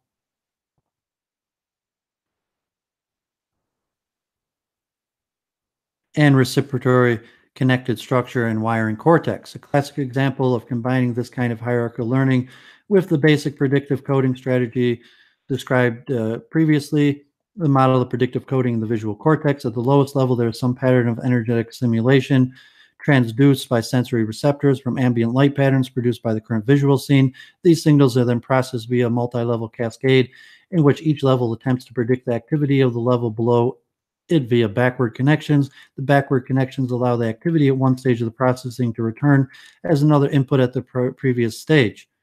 So long as it successfully predicts the lower level's activity, all is well and no further action needs to ensure. But where there is mismatched prediction error occurs and the ensuing error indicating activity is propagated to the higher level, this automatically adjusts probabilistic representations to the higher level so that top-down predictions cancel prediction errors at the lower level, yielding rapid perceptual inference. At the same time, prediction error is used to adjust the structure of the model so as to reduce any discrepancy next time around, yielding slower timescale perceptual learning. Forward connections between levels thus carry the residual error, separating the prediction from the actual lower level activity, while backward connections, which do most of the heavy lifting in these models, carry the predictions themselves. Changing predictions correspond to changing or tuning your hypothesis about the hidden causes of the lower level activity. The concurrent running of this kind of predictive error calculation within a loose bidirectional hierarchical of cortical areas allows information pertaining to regularities at different spatial and temporal scales to settle into mutually consistent whole in which each hypothesis is used to help tune the rest. As the authors put it, prediction and error correction cycles occur concurrently through the hierarchical top-down information influence lower level estimates and bottom-up information influences higher level estimates of the signal input. In the visual cortex, such a scheme suggests that backward connection from the V2 to V1 would carry a prediction of expected activity in V1, while forward connections from V1 to V2 would carry forward the error signal indicating residual unpredicted activity. To test these ideas, the Rao and Ballard implemented a simple bidirectional hierarchical network as such predictive estimators and trained it on image patches derived from 5 natural scenes. Using learning algorithms that progressively reduce prediction error across the link cascade and after exposure to thousands of image patches, these systems learned to use the responses of the first level network to extract features such as oriented edges and bars, while the second level network came to capture combinations of such features corresponding to patterns involving larger spatial configurations. The model also displayed a number of interesting extraclassical receptive fields, effects suggesting that such non-classical effects, surround effects, may be a rather direct consequence of the use of hierarchical predictive coding. For immediate purposes, however, what matters is that the predictive coding approach, given only the statistical properties of the signals derived from the natural images, was able to induce the kind of generative model of the structure of the input data. It learned about the presence and importance of features such as lines, edges, and bars, and about combinations of such features in ways that enable better prediction concerning what to expect next in space or in time. The cascade of processes induced by the progressive reduction of prediction error in the hierarchical reveals the world outside the black box. It maximizes the posterior probability of generating the observed states sensory inputs, and in doing so induces a kind of internal model of the source of the signals, the world hidden behind the veil of perception. Okay, so I've lost almost all my viewers. It's okay, because it's hard, maybe in the future people will listen to this kind of like a book on tape. But this exercise, I guess, is largely for myself, so I'm going to continue. Dynamic predictive coding by the retina. As an example of power and potential ubiquity of the basic predictive coding strategy itself, and one that's now moved context center stage, consider the account of a dynamic predictive coding by the retina. The starting point of the account is the well-established sense in which retinal ganglion cells take part in some form of predictive coding insofar as their receptive fields display center surround spatial antagonism, as well as the kind of temporal antagonism. What this means in each case is that the neural circuits predict on the basis of local image characteristics the likely image characteristic of nearby spots in space and time, basically assuming that nearby spots will display similar image intensities, and subtract this predictive value from the actual value. What gets encoded is thus not the raw value, but the differences between raw value and predicted values. In this way, ganglion cells signal not the raw visual image, but the departure from the predictable structure under the assumption of spatial and temporal uniformity. This saves on bandwidth and also flags what is most newsworthy to the incoming signal. These computations of predicted salience might be made solely on the basis of average image statistics. Such an approach would, however, lead to trouble in many ecological realistic situations. To take some of the more dramatic examples, consider an animal that frequently moves between a watery environment and dry land, or between desert landscape and a verdant oasis. The spatial scales at which nearby points in space and time are typically similar in image intensify very markedly between such cases because the statistical properties of the different types of scene vary. This is true in less dramatic cases too, such as when we move from inside a building to a garden or lake. Thus predicted that in the interest of the efficient, adaptive, potent encoding, the behavior of the potential ganglion cells, specifically their receptive field properties, should vary as a result of the adaptation to the current scene or context, exhibiting what they term dynamic predictive coding. Putting salamanders and rabbits into varying environments and recording from their retinal ganglion cells. So Hisoya et al. Confirmed their hypothesis when the space of several seconds, about 50% of the ganglion cells altered their behaviors to keep step with the changing image statistics of the varying environments, a mechanism which then proposed and tested using a simple feed-forward neural network that performs a form of anti-Hebbian learning, anti-Hebbian feed-forward learning, in which correlated activity across units leads to inhibition rather than activation, enables the creation of novelty filters that learn to become intensive to the most highly correlated, hence most familiar features of the input. This, of course, is exactly what required in order to learn to discount the most statistically predictable elements of the input signal in the way dynamic predictive coding suggests. Better yet, there are neurally plausible ways to implement such a mechanism using a machine's macrine cell synapses to mediate plastic inhibitory connections that in turn alter the receptive fields of the retinal ganglion cells so as to suppress the most correlated components of the stimulus. And some retinal ganglion cells seem to be engaging in a computation and neurobiological explicable process of dynamic predictive recoding of raw image inputs whose effect is to strip from the visual stream predictable and therefore less newsworthy signals. Another illustration, binocular rivalry. So far, examples have been restricted to relatively low-level visual phenomenon. As a final illustration, however, consider hierarchical predictive coding model of binocular rivalry. Binocular rivalry is a striking form of visual experience that occurs when using a special experimental setup. Each eye is presented simultaneously with different visual stimulus. Thus, the right eye might be presented with an image of a house, while the left eye receives an image of a face. Under these extremely important artificial conditions, subjective experience unfolds in a surprising bistable manner. Instead of seeing visually experience a confusing all-point merger of the house and face information, subjects report a kind of perceptual alternation between seeing the house and seeing the face. The transition themselves are not always sharp, and subjects often report a gradual breaking through of elements of the other image before it dominates the previous one, after which the cycle repeats. Such binocular rivalry reminds us has been a powerful tool for studying the neural correlates of conscious visual experience since the incoming signals remain constant while the percept switches to and fro despite this intention. However, the precise mechanisms at play here are not well understood. So Hawley's strategy is to take a step back and to attempt to explain the phenomenon from the first principles in a way that makes sense of many apparent disparate findings. In particular, they pursue what they dub an epistemological approach, one whose goal is to reveal binocular rivalry as a reasonable knowledge-oriented response to an ecologically unusual stimulus condition. The starting point of the story is once again the emerging unifying vision of the brain as an organ of prediction using a hierarchical generative model. Recall that on these models, the task of the predictive brain is to account for, explain away the incoming or driving sensory signal by means of matching top-down prediction. The better the match, the less prediction error then propagates up the hierarchy. The higher level guesses are thus acting as priors for the low level processing in the fashion of so-called empirical Bayes. Such methods use their own target data set to estimate the prior distribution, a kind of bootstrapping that exploits the statistical independencies that characterize hierarchical works. Within such a multi-level setting, a visual percept is determined by a process of prediction operating across many levels of a bidirectional processing hierarchy, each concerned with different types and scales of perceptual detail.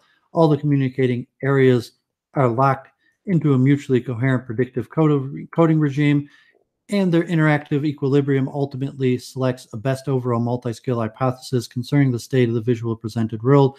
This is a hypothesis that makes the best predictions and that takes priors into consideration, is consequentially assigned the highest posterior probability.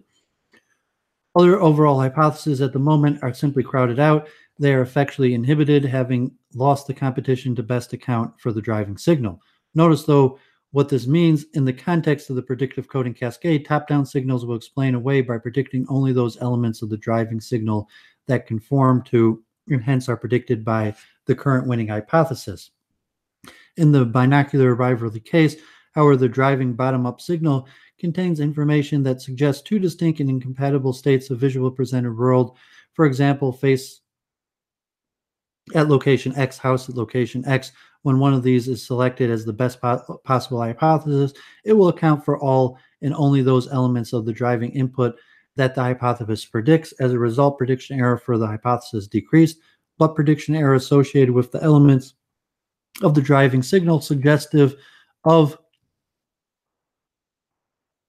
alternate hypothesis is not suppressed and is now propagated up the hierarchy to suppress these predictions errors. The system needs to find another hypothesis, but having done so and hence having flipped the dominant hypothesis to another interpretation, there will again emerge a large prediction error signal, this time deriving from those elements of the driving signal not accounted for by the flipped interpretation. In Bayesian terms, this is a scenario in which no unique and stable hypothesis combines high prior and high likelihood. No single hypothesis accounts for all the data, so the system alternates between the two semi-stable states. It behaves as a bistable state, minimizing prediction error in what Holloway describes as an energy landscape containing a double well. What makes this account different from its rivals is that whereas they posit a kind of direct attention-mediated but essentially feed-forward competition between the inputs, the predictive processing posits a top-down competition between linked set of hypotheses. The effect of this competition is to selectively suppress the prediction errors associated with the elements of the driving sensory signal suggesting the current winning hypothesis, but this top-down suppression leaves untouched the prediction errors associated with the remaining elements of the driving signal. These errors are then propagated up the system. To explain them away, the overall interpretation must switch.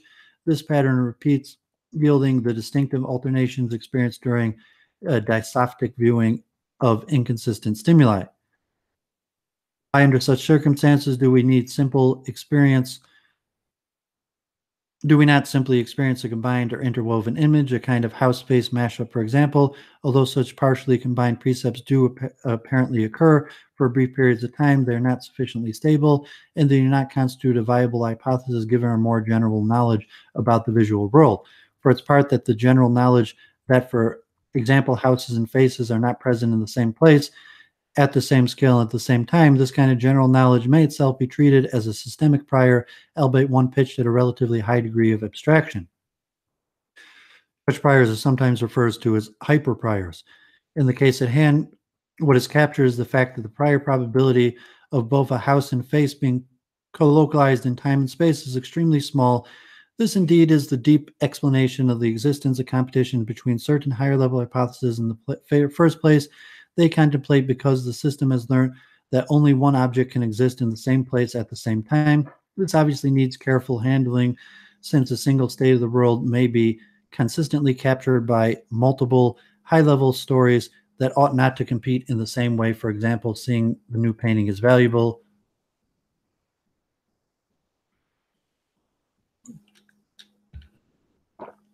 Okay, thanks, content watcher. You're watching this, just reading through, want this information out there, reading this word for word.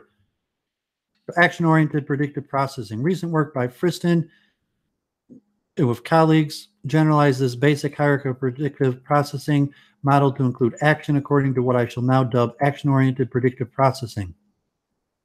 Perception and action both follow the same deep logical structures and are even implemented using the same computational strategies. A fundamental attraction of these accounts thus lies in their ability to offer a deeply unified account of perception, cognition, and action. Perception, as we saw, is here depicted as a process that attempts to match incoming driving signals with a cascade of top-down predictions, spanning multiple spatial and temporal scales that aim to cancel it out. Motor action exhibits a surprising similar profile, except that in motor systems, error signals self-suppress, not through neuron early mediated effects, but by eliciting movements that change bottom-up proprioceptive and sensory input. Thus, unifying perspective on perception and action suggests that action is both perceived and caused by its perception. This whole scenario is wonderful, captured by Hawkins and Blakesley, who write that, as strange as it sounds, when your own behavior is involved, your predictions not only precede sensation, they determine sensation. Thinking of going to the next pattern in a sequence causes a cascading prediction of what you should experience next. As the cascading prediction unfolds, it generates the motor commands necessary to fulfill the prediction. Thinking, predicting, and doing are all part of the same unfolding of sequences moving down the cortical hierarchy. Closely related body of work is the so-called optimal feedback control theory. Displays the motor control problem as a mathematically equivalent to Bayesian inference. Very roughly, for in Todorov, the detailed account, you treat the desired goal state as observed and perform Bayesian inference to find the actions that get you there. This mapping between perception and action emerges also in some recent work on planning.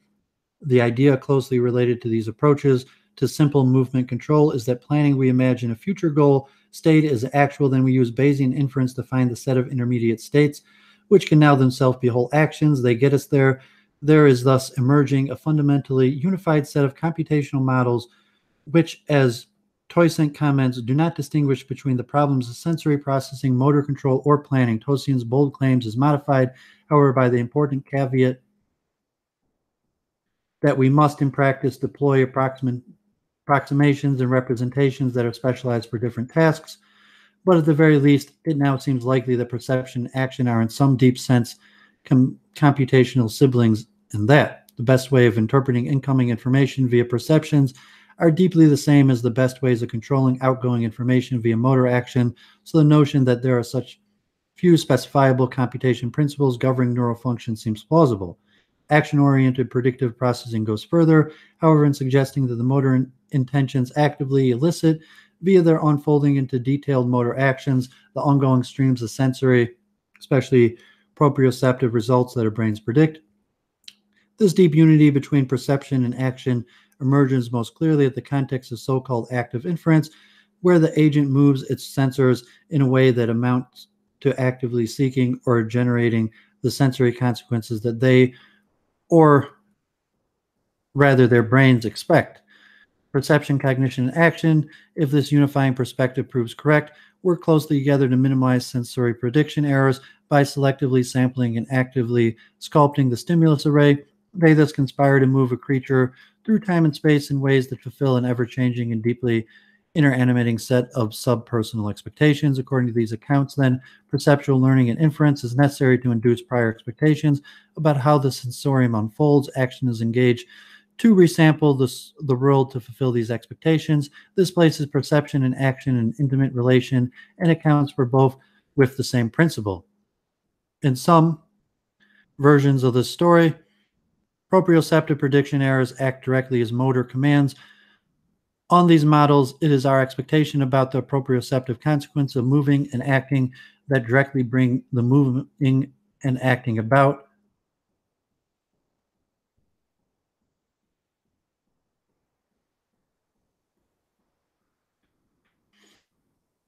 Yep. Okay. Thanks for your content. Yeah, I got to keep on reading through these. Just like I'm doing the experiment on myself, and just by the process of reading this to try to really create the frame in my head to be able to expand more information. I need a proper frame, and just the learning of visually, which I read very often, to go through these PowerPoint different ways of presenting, making keywords, and to actually orally read it out loud and then listen to my own voice.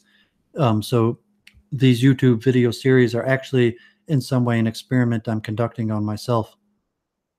So free energy formulation.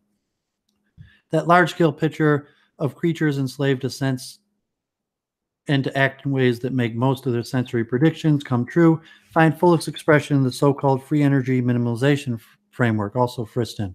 Free energy formulations originate in statistical physics and were introduced into the machine learning literature into the treatment that includes Neal and Hinton and more. Such formulations can arguably be used to display the prediction error minimalization strategy as itself a consequence of a more fundamental mandate to minimize an information theoretic isomorphism of thermodynamic free energy in a system exchanges with the environment. Thermodynamic free energy is a measure of the energy available to do useful work. Transposed to the cognitive information domain, it emerges as the difference between the way the world is represented as being and the way it actually is. The better the fit, the lower the information theoretic free energy. This is intuitive since more of the system's resources are being put to effective work in representing the world. Predicting error reports this information theoretic free energy, which is mathematically constructed so as to always be greater than the surprisal, where the names of the subperson personally computed in plausibility as some sensory stage given a model of the world. Entropy in this information theoretic rendition is the long-term average of surprisal and reducing information theoretic free energy amounts to improving the very world model so as to reduce prediction areas, hence reducing surprisal. Since better models make better predictions, the overarching rationale is that good models help us to maintain our structure and organization, hence overextended but finite timescales to appear to resist increases in entropy and the second laws of thermodynamics. They do so by rendering us good predictors of sensory unfoldings, hence better poised to avoid damaging exchanges with the environment. The free energy principle itself then states that all the qualities that change that are part of the system will change to minimize free energy. Notice that thus formulated, this is a claim about all elements of systemic organizations, from gross morphology to the entire organization of the brain, and not just albeit about cortical information processing. Using a series of elegant mathematical formulations, Friston suggests that this principle, when applied to various elements of neural functioning, leads to the general generation of efficient internal representation schemes and reveals the deeper rationale behind the links between perception, inference, memory, attention, and action scouted in the previous sections. Morphology, action, tendencies, including the active structuring of environmental niches, and gross neural architecture are all expressions, if the story is correct, of the single principle operating at various timescales. The free energy account of great independent interests. It represents a kind of maximal version of the claim scouted in section 1.5 concerning the computational intimacy of perception action, and is suggestive of a general framework that might accommodate the growing interest in understanding the relations between life and mind. Essentially, the hope is to illuminate the very possibility of self-organization in biological systems. A full assessment of the free energy principle, however, is far beyond the scope of the present treatment. In the remainder of this article, I turn instead to a number of issues and implications arising more directly from hierarchical predictive processing accounts of perception and their possible extensions to action. So there you have it. We had a very nice overview of how the brain works, how perception works, how sensory perception in the brain is this predictive machine that tries to decrease uncertainty between the top-down rules that our brain generates for what the world is actually like for the bottom-up information of our sense perception. And that the whole brain, that's the whole game of the brain, these top-down orders that could be coming from the soul, relatively, saying, because you look at the evidence and it's unclear the origins of these top-down processes, although they try to have some stuff in the brain. But, so how do these higher level rule-driven informations affect with the bottom-down sensory information that we're constantly bombarded with to create the best working vision of the external world? That, relatively, whatever image we have in our consciousness of the external world is very limited compared to what's actually out there. And, it's the brain trying to mastermind these processes. And, so this is basically the last few years, the most recent of all research on the subject. So I just wanted my own lips to voice this, so people hopefully will be able to gain from it. And, really there's another 15 pages of this. And I'm not sure I might even read through the whole thing out loud, just because, I really want to understand it myself, become conversant in speaking in these technical terms. And, so we laid out the current state. So now section 2, representation, inference, and the continuity of perception, cognition, and action. The hierarchical predictive processing account, along with more recent generalizations to action, represents, or I shall now argue, a genuine departure from many of our previous ways of thinking about perception, cognition, and the human cognitive architecture. It offers a distinctive account of neural representation, neural computation, and the representation relation itself. It depicts perception, cognition, and action as profoundly unified and, in important respects, continuous, and it offers a neurally plausible and computationally tractable gloss on the claim that the brain performs some form of Bayesian inference. Way to successfully represent the world in perception, if these models are correct, depend crucially upon canceling out sensory prediction error. Perception thus involves explaining away the driving incoming sensory signal by matching it with a cascade of predictions pitched at a variety of spatial and temporal scales. These predictions reflect what the system already knows about the world, including the body, and the uncertainties associated with its own processing. Perception here becomes theory-related in at least one rather specific sense. What we perceive depends heavily upon the set of priors, including any relevant hyperpriors, and the brain brings to bear in its best attempt to predict the current sensory signal on the model. Perception demands the success of some mutually supportive stack of states of a generative model at minimizing prediction error by hypothesizing an interacting set of distal causes that predict, accommodate, and thus explain away the driving sensory signal. This appeal to explaining away is important and central, but it needs very careful handling, as important as it reflects the key property of hierarchical predictive processing models, which is that the brain is in the business of active, ongoing input prediction and does not, even in the early sensory case, merely react to external stimuli. It is important also insofar as at the root of the attractive coding efficiencies that these models exhibit, since all that needs to be passed forward through the sense system is the error signal, which is what remains once predictions and driving signals have been matched. In these models, it is therefore the backward recurrent connectivity that carries the main information processing load. We should not, however, overplay the difference. In particular, it is potentially misleading to say that activation and early sensory errors no longer represent sensory information per se, but only that part of the input that has not been successfully predicted by higher level areas.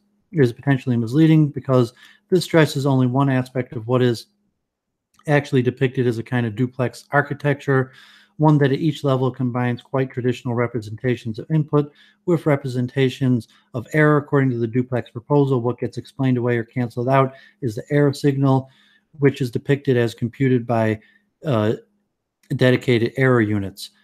These are linked to but distinct from the so-called representation units meant to encode the causes of sensory inputs. By canceling out the activity of these error units, activity in some of the laterally interactive representation units, which then feed predictions downward, are in the business of encoding the putative sensory causes, can actually end up being selected and sharpened. The hierarchical predictive processing accounts thus avoids any direct conflict with accounts biased competition models such as the that posit top-down enhancements of selected aspects of sensory signal, because higher-level prediction explain away prediction error and tell error units to shut up, while units encoding the causes of sensory input are selected by lateral interactions with the error units that mediate empirical priors. This selection stops the gossiping, hence actually sharpens the responses among the laterally competing representations. The drive towards explaining away is thus consistent in this specific architecture setting with both the sharpening and the dampening of different aspects of early cortical response. Thus, recent formal treatment of the issue suggests that any apparent contrast here reflects a misinterpretation of the model that may have resulted from the strong emphasis the predictive coding and hypothesis places on the error detecting nodes and the corresponding underemphasis of the role on prediction nodes in maintaining an active representation of the stimulus. What is most distinctive about the duplex architecture proposal, and where much of the break from tradition really occurs, is that it depicts the forward flow of information as solely conveying error and the backward flow as solely conveying predictions. The duplex architecture thus achieves a rather delicate balance between the familiar. There is still a cascade of feature detection with potential for selective enhancement, and with increasingly complex features represented by neural populations that are more distant from the sensory peripheries, and the novel, the forward flow of sensory information is now entirely replaced by a forward flow of prediction error. This balancing act between canceling out and selective enhancement is made possible. It should be stressed only by positing the existence of two functionally distinct subpopulations encoding the conditioning expectations of perceptual causes and the prediction error respectively. Functioning distinctiveness need not, of course, imply gross physical separation, but a common conjecture in the literature depicts superficial pyramidal cells, a prime source of forward neural anatomical connections, as playing the role for error units, passing prediction error forward, while deep pyramidal cells play the role of representation units passing predictions made on the basis of complex generative model downward. However, it may or may not be realized some of the functional separation is required. Such separation constitutes a central feature of the proposed architecture, and one without which it would be unable to combine the radical elements drawn from predictive coding with simultaneous support for the more traditional structure of increasingly complex feature detection and top-down signal enhancement. But essential as it is, this is demanding and potentially problematic requirement. So encoding inherent in the Bayesian brain, neural representations, should the hierarchy of predictive processing account prove correct, encode probability density distributions in the form of probabilistic generative models, and the flow of inference respects Bayesian principles that flow prior expectations against new sensory evidence. This is departure from the traditional understanding of internal representations, and one whose full implications have yet to be understood. It means that nervous system is fundamentally adapted to deal with uncertainty, noise, and ambiguity, and that it requires some, perhaps several, concrete means of internally representing uncertainty. Non-exclusive options here include the use of a distinct populations of neuron, variety of probabilistic population codes, and relative timing effects for a very useful review. Other articles, wish I had time to get to all this stuff. Predictive processing accounts thus share further studies described as the basic premise on which Bayesian theories of cortical processing will succeed or fail, namely that the brain represents informational probabilistically by coding and computing with probability density functions or approximations up to probability density functions.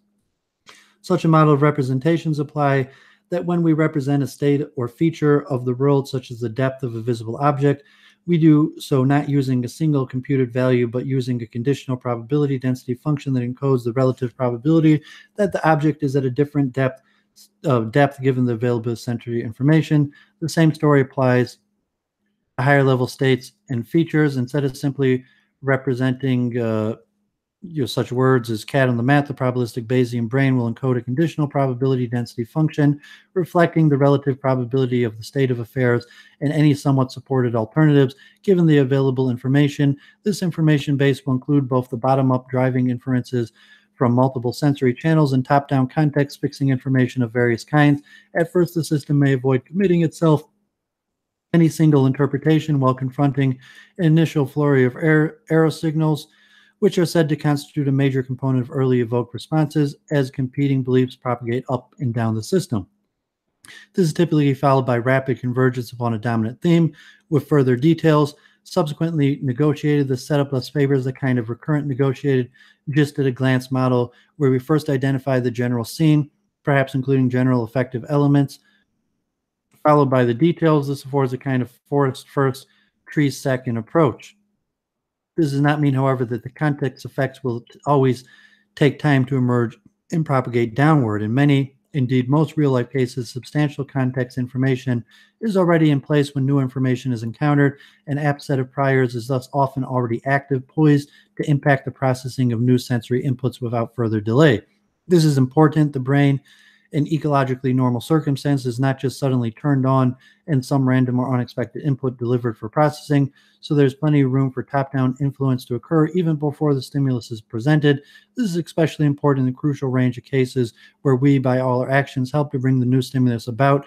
In the event that we already know we are in a forest, there has still been prior settling into a higher level representational state, but such setting need not occur within the temporal span following each new sensory input over whatever timescale, though the endpoint, assuming we form a rich visual precept, is the same. The system will have settled into a set of states that make mutually consistent bets concerning many aspects of the scene, from the general theme all the way down to the more spatial, temporal, precise information about parts, colors, orientations. At each level, the underlying mode of representations will remain thoroughly probabilistic, encoding a series of intertwined bets concerning all the elements at the visual temporal scales that make up the perceived scene.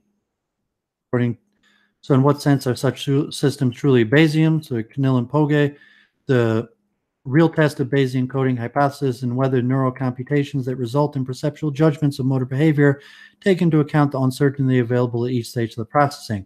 That is, a reasonably test will concern how well a system deals with the uncertainties that characterize the information it actually manages to encode in the process, and I would add the general shape of the strategy it uses to do so. There is increasing, though most indirect, evidence that biological systems approximate in multiple domains, the Bayesian profile thus understood. So many motion illustrations are not the best of sloppy computation by various components in the visual system, but rather a result of coherent computation strategies that are optimal under reasonable assumptions. Of course, the mere fact that a system's response profiles take a certain shape does not itself demonstrate that the system is implementing some form of Bayesian reason. It is a limited domain. The hierarchy of predictive processing models also suggest something about the nature of the representation relation itself. To see this, recall that hierarchical predictive coding is common with other approaches deploying a cascaded top-down processing to generate low-level states, such as high-level causes, offers a way to get at the world from inside the black box. That procedure, which will work around in all worlds where there is organism detectable regularity in space and time, allows the learner reliably to match its eternal generative model to the statistical properties of the signal source. Such models that deliver a novel framework for thinking about neural representations of processing and a compelling take on representation relationship itself, one that can be directly linked via the Bayesian apparatus to rational processes of learning and belief fixation. Fascinating.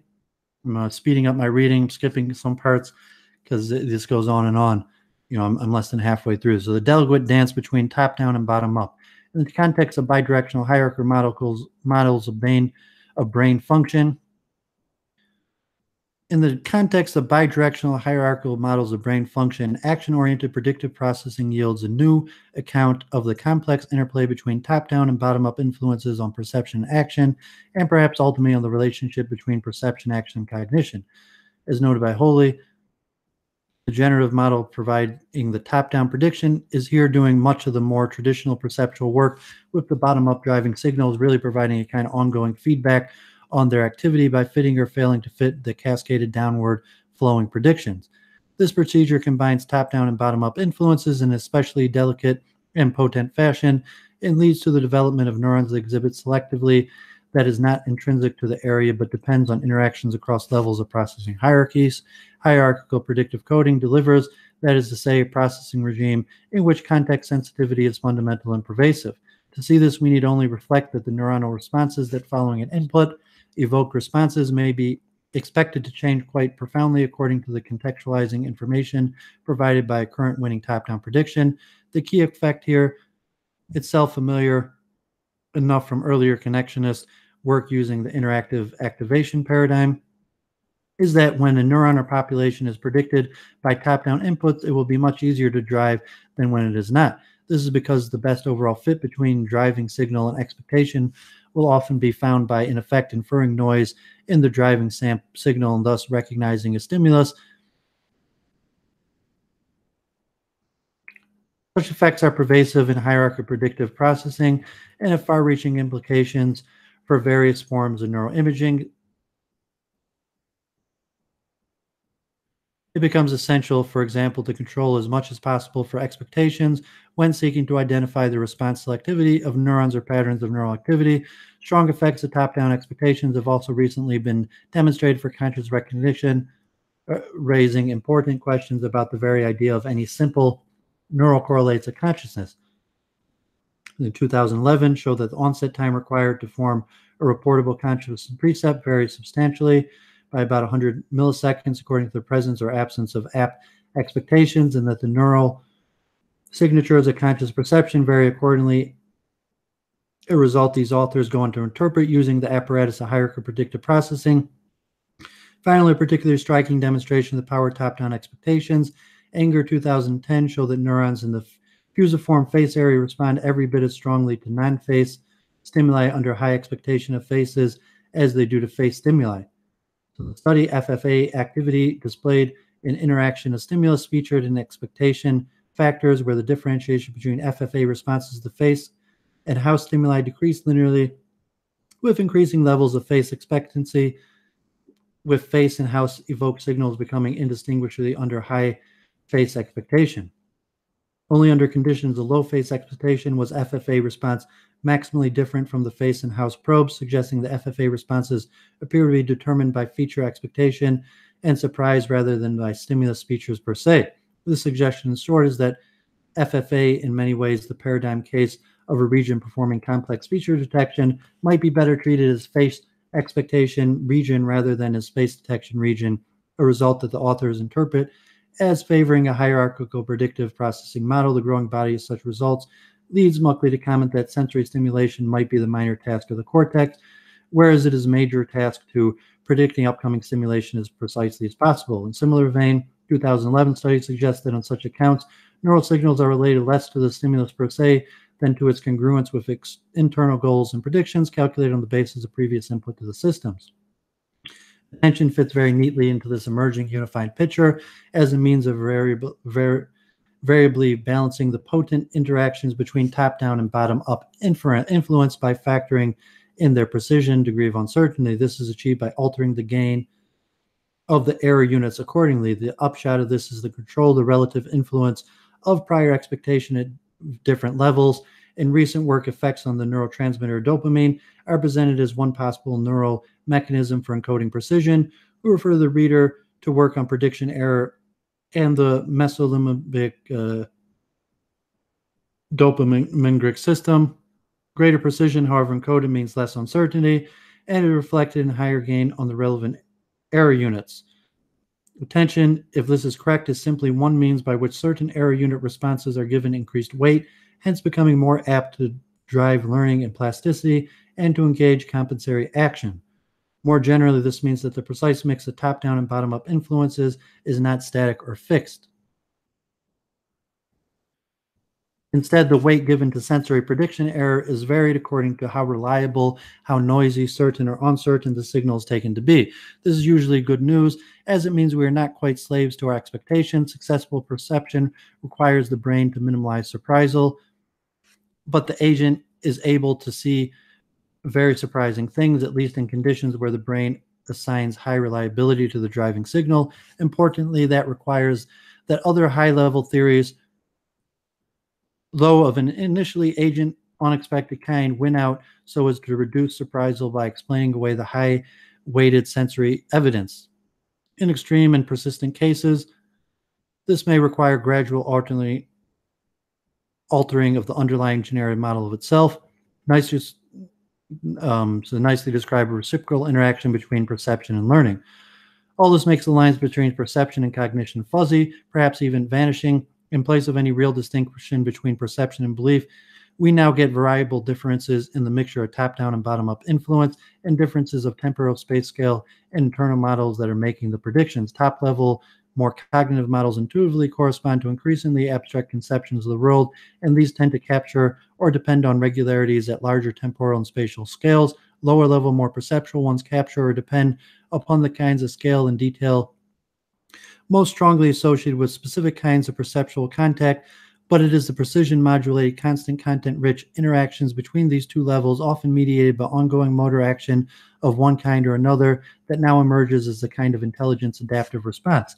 These accounts thus appear to dissolve at the level of implementing neural machinery, the superficially clean distinction between perception and knowledge belief, to perceive the world just as to use what you know to explain away the sensory signals across multiple spatial and temporal scales. The process of perception is thus inseparable from rational, broadly Bayesian processes of belief fixation, and context top-down effects are felt at every intermediate level of processing. As thought, sensing, and movement here unfold, we discover no stable or well-specified interface or interfaces between cognition and perception. Believing and perceiving, although conceptually distinct, emerges deeply mechanically intertwined. They are constructed using the same computational resources and mutually reciprocally entrenching. Awesome. Keep going. Summary so far. Action-oriented hierarchical predictive processing models promising to bring cognition, perception, action, and attention together within a common framework. This framework suggests probability density distributions induced by hierarchical generative models as their basic means of representing the world, and prediction error minimalization as the driving force behind learning, action selection, and recognition and inference. Such a framework offers new insight into a wide range of specific phenomena, including non-classical receptive field effects, bistable perception, cue integration, and the pervasive context sensitivity of neuronal response. It makes rich and illuminating contact with the work in cognitive neuroscience, while boasting a firm foundation in computational modeling and Bayesian theory. It thus offers what is arguably the first truly systematic bridge linking three of our most promising tools for understanding mind and reasoning: cognitive neuroscience, computation modeling, and probabilistic Bayesian approaches to dealing with evidence and uncertainty. So that was all precursor just to get to mind.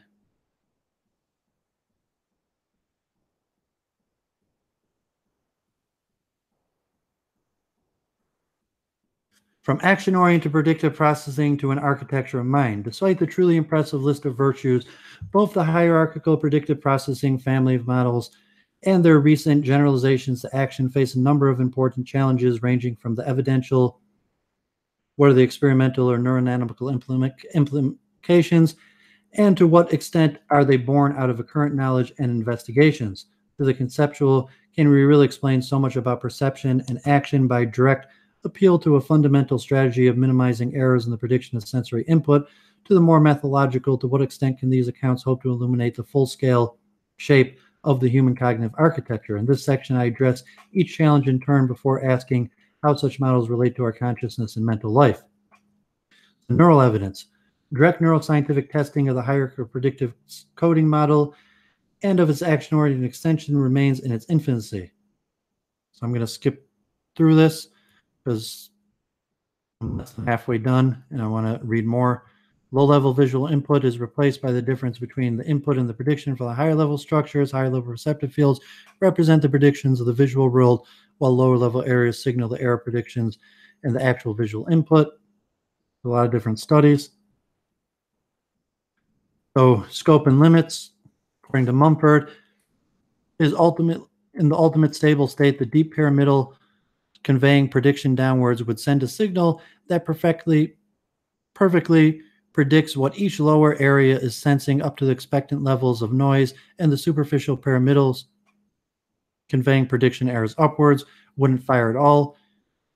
Mumford adds in a footnote, in some sense, this is the state that the cortex is trying to achieve, a perfect prediction of the world like the Oriental Nirvana, when nothing surprises you and new stimuli cause the merest ripple in your consciousness. These remarks highlight a very general worry that is sometimes raised in connection to the large-scale claim that cortical processing fundamentally aims to minimize prediction error, thus quashing the forward flow of information and achieving what Munford evocatively describes as the ultimate stable state. It can be put like this: how can a neural imperative to memorize prediction error by enslaving perception, action, and attention accommodate the obvious fact that animals don't simply seek a nice dark room and stay in it? Surely staying still inside a darkened room would afford easy and nigh perfect prediction of our own unfolding neural states. Doesn't this story thus leave out much of the that really matters for adaptive success, things like boredom, curiosity, play, exploration, foraging, and the thrill of the hunt? The simple response is that animals like us live and forage in changing and challenging worlds, and hence expect to deploy quite complex iterant strategies to stay within our species-specific window of viability. Change, motion, exploration, and search are themselves valuable for creatures living in worlds where resources are unevenly spread and new threats and opportunities continuously arise. This means that change, motion, exploration, and search themselves become predicted and poised to enslave action and perception accordingly. One way to unpack this idea would be to look at the possible role of priors that induce motion through a state space until an acceptable, though possibly temporal or otherwise unstable stopping point is found. In precisely this vein, Friston comments that some species are equipped with prior expectations that they will engage in exploratory or social play. The whole shape of the space of prior expectations is specific to different species. It may also vary as a result of learning experience, hence nothing in the large-scale story about prediction error minimization dictates any general or fixed balance between what is sometimes glossed as exploration versus exploitation. Instead, different organisms amount to different embodied models of their specific needs and environmental niches, and their expectations and predictions are formed, encoded, weighted, and computed against such backdrops. This is both good news and bad news. It's good because it means the stories on offer can indeed accommodate all the forms of behavior we see, but it's bad, or at least limiting, because it means that the accounts don't in themselves tell us much about these key features would nonetheless condition and constrain organisms' response in a variety of quite fundamental ways. In one way, of course, this is clearly unproblematic. The briefest glance at the staggering variety of biological life forms tells that whatever fundamental principles are sculpting life and mind, they are indeed compatible with amazing swath of morphological, neurological, and ethological outcomes. But in another way, it can still seem disappointing. And what we want to understand is the specific functional architecture of the human mind, the distance between those various general principles of prediction, error, and minimization, the specific solutions to adaptive needs that we humans have embraced remains daunting. As a simple example, notice the predictive processing account leaves wide open a variety of deep and important questions concerning the nature and format of the human neural representations. The representations we saw constrained to be probabilistic and generative model based through and through, but that is comparable with the use of probabilistic generative mode to encode information using a wide variety of different schemes and service forms. Considering the well-documented differences in the way which dorsal and ventral visual streams code for attributes of the visual scene, the dorsal stream looks to deploy modes of representation and processing that are at some level of interest, quite distinct from those coded and computed in the ventral stream. And this will be true even if there is indeed at some more fundamental level a common computational strategy at work throughout the visual and motor cortex. Discovering the nature of various inner representational formats is thus representative of the larger project of uncovering the full shape of the human cognitive architecture. It seems likely that this larger project will demand a complex combination of insights, some coming top-down from theoretical, mathematical, statistical, and computation models, and other coming bottom-up from neuroscientific work that uncovers the brain's actual resources as sculpted by your unique evolutionary trajectory. So NEAT versus Scruffy's 21st century replay. Back in the late 1970s and early 80s, the classical heyday of artificial intelligence, there was a widely held view that two personality types were reflected in theorizing about the human mind. These types were dubbed by Schenck and Abelson the NEATs versus the Scruffies. NEATs believed a very few general truth conductive principles underlying intelligence. Scruffy saw intelligence as arising from a variety bag of tricks, a rickety tower of rough and ready solutions to problem, often assembled using various quick patches and local ploys, and greedily scavenging the scraps and remnants of solutions to others, historically prior problems and needs. Famously, this can lead to scruffy, unreliable, and sometimes merely unnecessary complex solutions to ecologically novel problems such as planning economies, building networks, maintaining the internet. Such historically path-dependent solutions were sometimes called kloogs. Neats favored logic and provably correct solutions, while Scruffy's favored whatever worked reasonably well, fast enough in the usual ecological setting for some given problem. The same kind of division emerged in early debates between the connectionists of classical AI, with connections often accused of developing systems whose operating principles, after training on some complex set of input-output pairs, was opaque and messy. The conflict reappeared in more recent debates between those favoring structural probabilistic approaches and those favoring emergentist approaches, where these are essentially connectionist approaches of the parallel distributed processing variety. My own sympathies have always lain more on the side of the scruffies. Evolved intelligence, it seems to me, was bound to involve the kind of unruly motley of tricks and ploys with significant path dependence, no premium set on internal consistency. And fast, effective, situated response usually favored at the expense of slower, more effortful, even if more conducive models of thought and reasoning. Seen through the lens, the Bayesian brain seems at first glance to offer an unlikely model for evolved biological intelligence.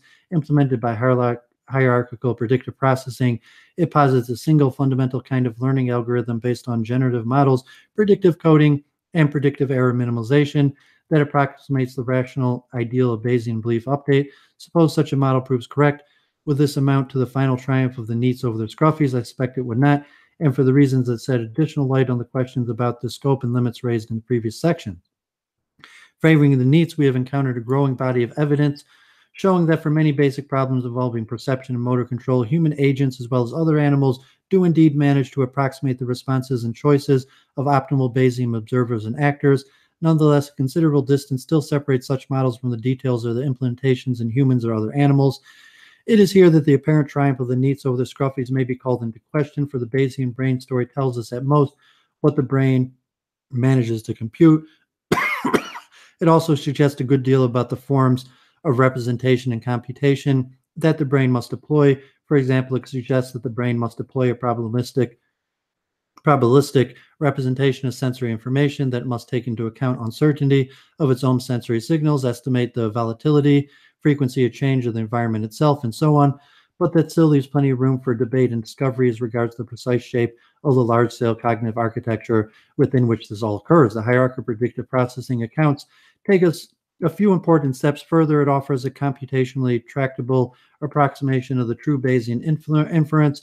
It says something about the basic shape of the cortical microcircularity, and at least it formulations I've been considering. It predicts presence of distinct neural encoding for representation and error, but even taken together, the mathematical model and the hierarchical action-oriented predictive processing implementation fail to specify the overall form of a cognitive architecture. They fail to specify, for example, how the brain divides its cognitive labors between multiple cortical and subcortical areas, what aspects of the actual world get sensory coded into the first place, and how best to navigate the exploit-explore continuum.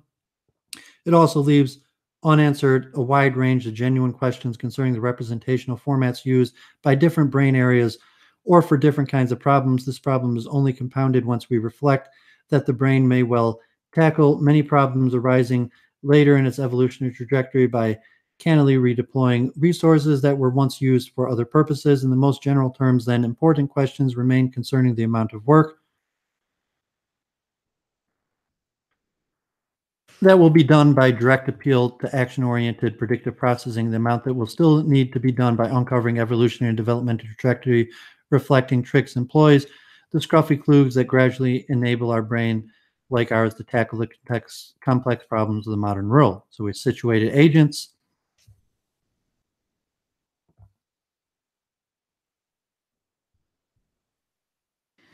Situated agents. We may also ask if anything the hierarchical predictive processing prospects suggest concerning situated world exploiting agency. At least on the face of it, the predictive processing story seems to pursue a rather narrowly neurocentric focus, albeit one that reveals some truly intimate links between perception and action.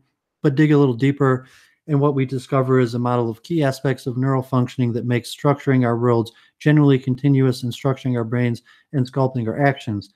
Cashing out all the implications of this larger picture is a future project, but a brief sketch may help set the scene.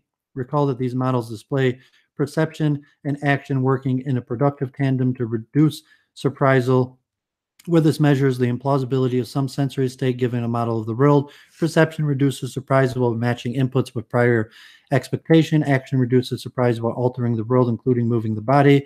So the inputs conform with expectation. Working together, perception and action serve to selectively sample the active and actively sculpt the stimulus array. This direct link to active sculpting and selective sampling suggests deep synergies between the hierarchy predictive processing framework and work in embodied and situated cognition. For example, work in mobile robotics already demonstrates a variety of concrete ways in which perception and behavior productively interact via loops through action in the environment, loops that may be now considered as affording extra neural opportunities for the minimalization of prediction error. In precisely these veins, in work combining robotics and statistical learning, note that behavioral feedback modifies stimulus sampling and so provides an additional extra neuronal path for the reduction of prediction errors. More generally, consider recent work on the self-structuring of information flows. This work, as the name suggests, stresses the importance of our own action-based structuring of sensory input, the link unfolding across multiple sensory modalities that occur when we see, touch, and hear an object that we are actively manipulating. Such information self-structuring has been shown to promote learning and inference. Translate these themes directly into present framework using robotic simulations in which the learning of complex coordination dynamics is achieved by maximizing the amount of predictive information present in the sensomotor loops. Extensions into the realm of social action and multi-agent coordination are then close at hand for a key proximal goal of information self-structuring, considering the action-oriented predictive processing perspective, is the reduction of mutual prediction error as we have collaboratively negotiated new and challenging domains.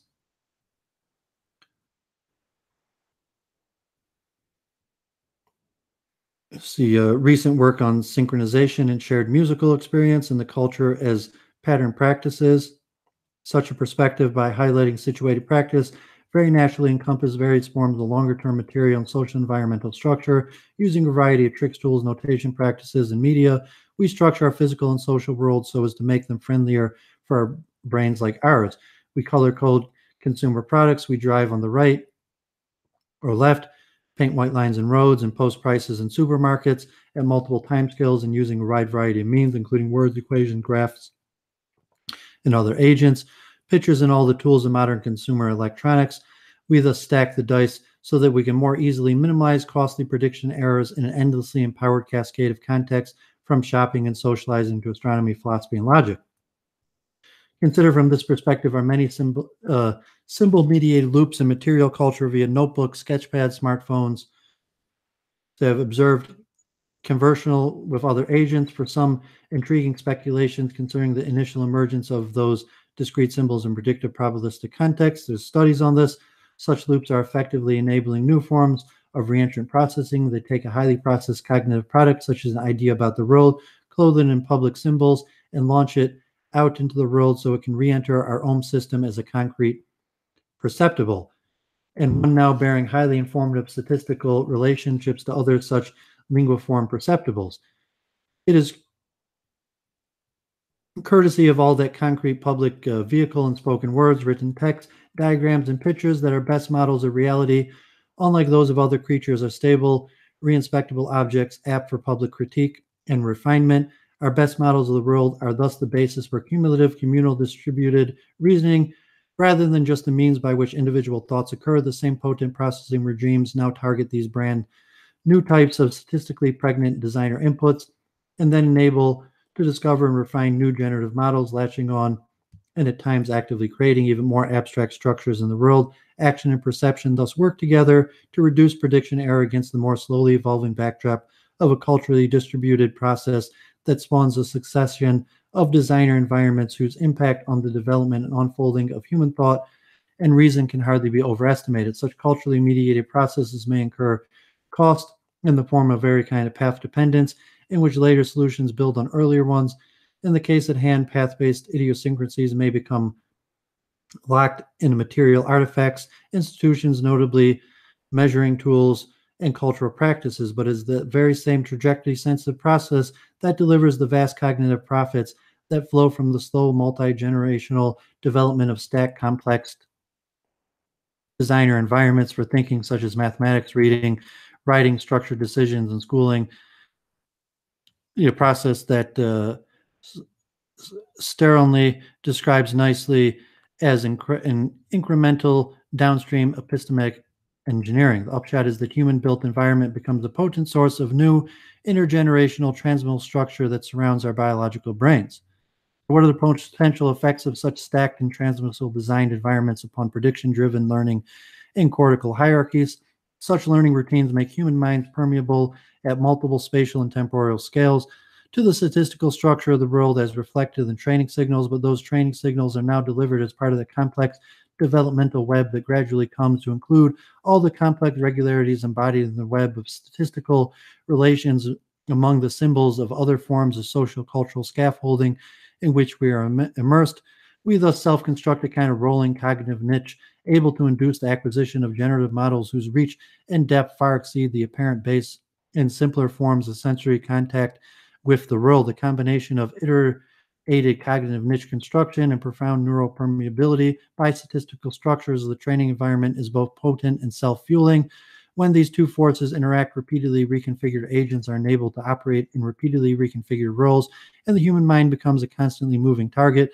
The full potential of the prediction era minimalization model of how cortical processing fundamentally operates will emerge only when that model is prepared with an appreciation of what immersion in all this social cultural design environment can do.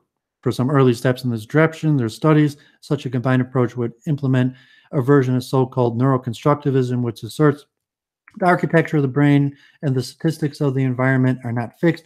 Rather, brain connectivity is subject to a broad spectrum of input, experience, and activity-dependent processes which shape and structure its patterning and strength.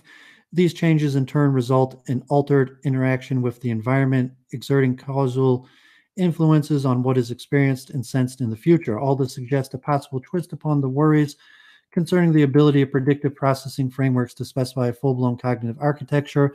Perhaps that lack is not a vice, but a kind of virtue, for what is really on offer, or so it seems to me, is best seen as a framework whose primary virtue is to display some deep unifying principles covering perception, action, and learning. That framework in turn reveals us as highly responsive to the statistical structures of our environment, including the cascade of self-engineered designer environments. It thus offers a starting invitation to the evolutionary situated, embodied, and distributed approaches to help fill in the explanatory gaps while delivering a schematic but fundamental account of the complex and complementary roles of perception, action, attention, and environmental structuring. Okay. Almost 2/3, maybe more, done with that. I'm really enjoying reading this. Take a quick break for a second. I got almost no one listening to me. It's okay.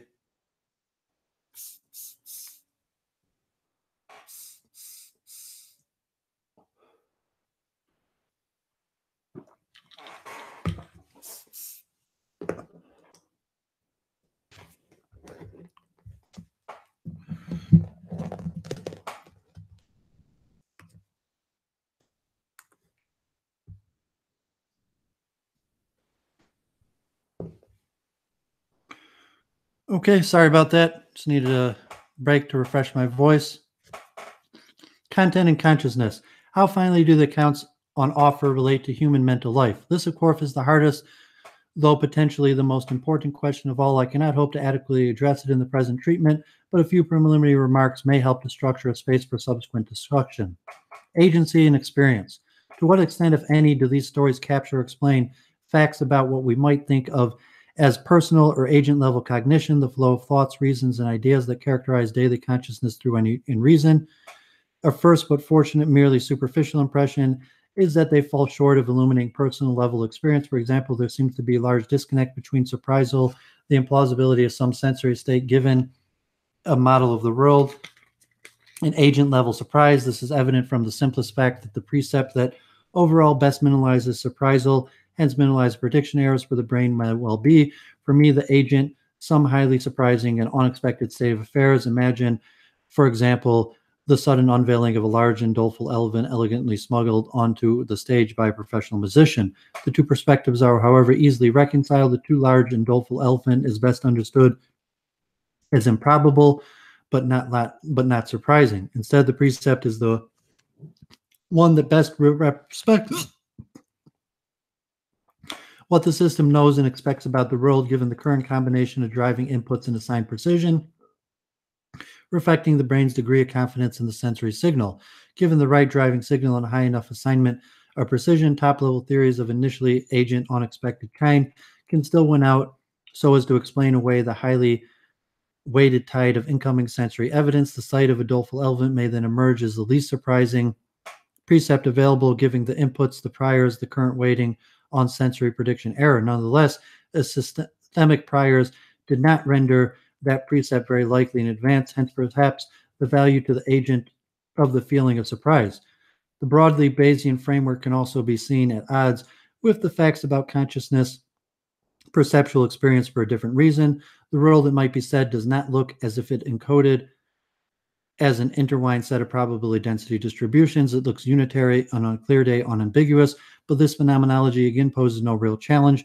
What is on offer, after all, is a story about the brain's way of coding information about the world. It is not directly a story about how things seem to agents deploying the means of encoding information. There is clearly no inconsistency in thinking that the brain's pervasive use of probabilistic encoding might yield conscious experience to depict a single, unified, and quite unambiguous scene. Moreover, in the context of an active world-engaging system, such an outcome makes adaptive sense, for the only point of all the probabilistic betting is to drive action and action and decision lack the luxury of being able to keep all options indefinitely alive.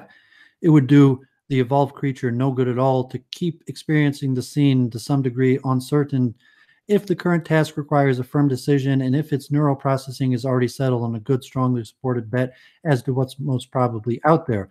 One way to begin to cash out that is to recall that biological systems will be informed by a variety of learned or innate hyperpriors concerning the general nature of the world. One such hyperpriors remarked during the discussion of binocular rivalry in section 1.4 might be that there is only one object in one place at a given scale at a given moment. Another, more germane to the present discussion, might be that the world is usually in one determinate state or another. To implement this, the brain might simply use a form of probabilistic representation in which each distribution has a single peak, meaning that each overall sensory state has a single best explanation. This would rule out true perceptual ambiguity, while leaving plenty of room for the kind of precept switching seen in the binocular rivalry cases. The use of such a representational form would amount for the deployment of an implicit form or hyperprior formal because it concerns the form of the probabilistic representation itself, to the effect that uncertainty can be described using such a unimodal probability distribution. Such a prior makes adaptive sense, given the kinds of brute facts about action mentioned above. We can only perform one action at a time, choosing the left turn or the right, but never both at once. Such appeals to the powerful and quite abstract hyperpriors were clearly form an essential part of any largely based Bayesian story about the shape of human experience. Despite this, no special story needs to be told about either the very presence of the node of action of such hyperpriors. Instead, they rise quite naturally with bidirectional hierarchical models of the kind we have been considering, where they may be innate or required in the manner of empirical hierarchical Bayes. Nonetheless, the sheer potency of these highly abstract forms of systemic expectations again raises questions about the eventual spread of explanatory weight, this time between the framework on offer and whatever additional considerations and modes of investigation may be required to fix and reveal the context of the hyperpriors themselves. Illuminating experience, the case of delusions, it might be suggested that they're merely accommodating the range of human personal level experiences in one thing, while truly illuminating them as another. Such positive impacts is, however, at least on the horizon. We glimpse the potential in an impressive body of recent work conducted within the predictive processing hierarchical predictive coding framework addressed in delusions and hallucinations in schizophrenia. Recall the unexpected sighting of the elephant described in the previous section. Here, the system already commanded an app model able to explain away the particular combination of driving inputs, expectations, and precisions that specified the doleful gray presence, but such is not always the case. Sometimes dealing with ongoing, highly weighted sensory prediction error may require brand new generative models gradually to be formed. So possible link emerges of perception and belief formation, as the present story suggests. Both involve the attempt to match unfolding sensory signals with top-down predictions. Importantly, the impact of such attempted matching is precision-mediated in that the systemic effects of residual prediction error vary according to the brain's confidence in the signal. The study 2009 canvassed the possible consequences of disturbances to a hierarchical Bayesian system, such that prediction errors signals are falsely generated and, more important, highly weighted, hence accorded undue salience for driving learning. There are a number of potential mechanisms with complex interactions once treated within the overarching framework of prediction error. Minimizations might conspire to produce such disturbances. Prominent contenders include the action of slow neuromodulators such as dopamine, serotonin, and acetylcholine. In addition, Friston speculates that fast synchronized activity between neural errors may also play a role in increasing the gain on prediction error within the synchronized populations. The key idea, however, implemented is that understanding the positive symptoms of schizophrenia requires understanding disturbances in the generation and weighting of prediction error. The suggestion is that malfunctions within that complex economy, perhaps fundamentally rooted in abnormal dopamine functioning, yield wave upon wave of persistent, highly weighted false errors that, when propagate all the way up to hierarchical forcing, in severe cases, extremely deep revisions in our model of the world. The improbable telepathy, conspiracy, persecution then becomes the least surprising, and because perception is itself conditioned by the top-down flow of prior expectation, the cascade of misinformation reaches back down, allowing false perceptions and bizarre beliefs to solidify into a coherent and mutually supportive cycle. Such a process is self-entrenching. As new generative models take hold, their influence flows back down, so the incoming data is sculpted by the new but now badly misinformed priors so as to conform to expectancies. False perceptions and bizarre beliefs thus form an epistemically insulated self-confirming cycle.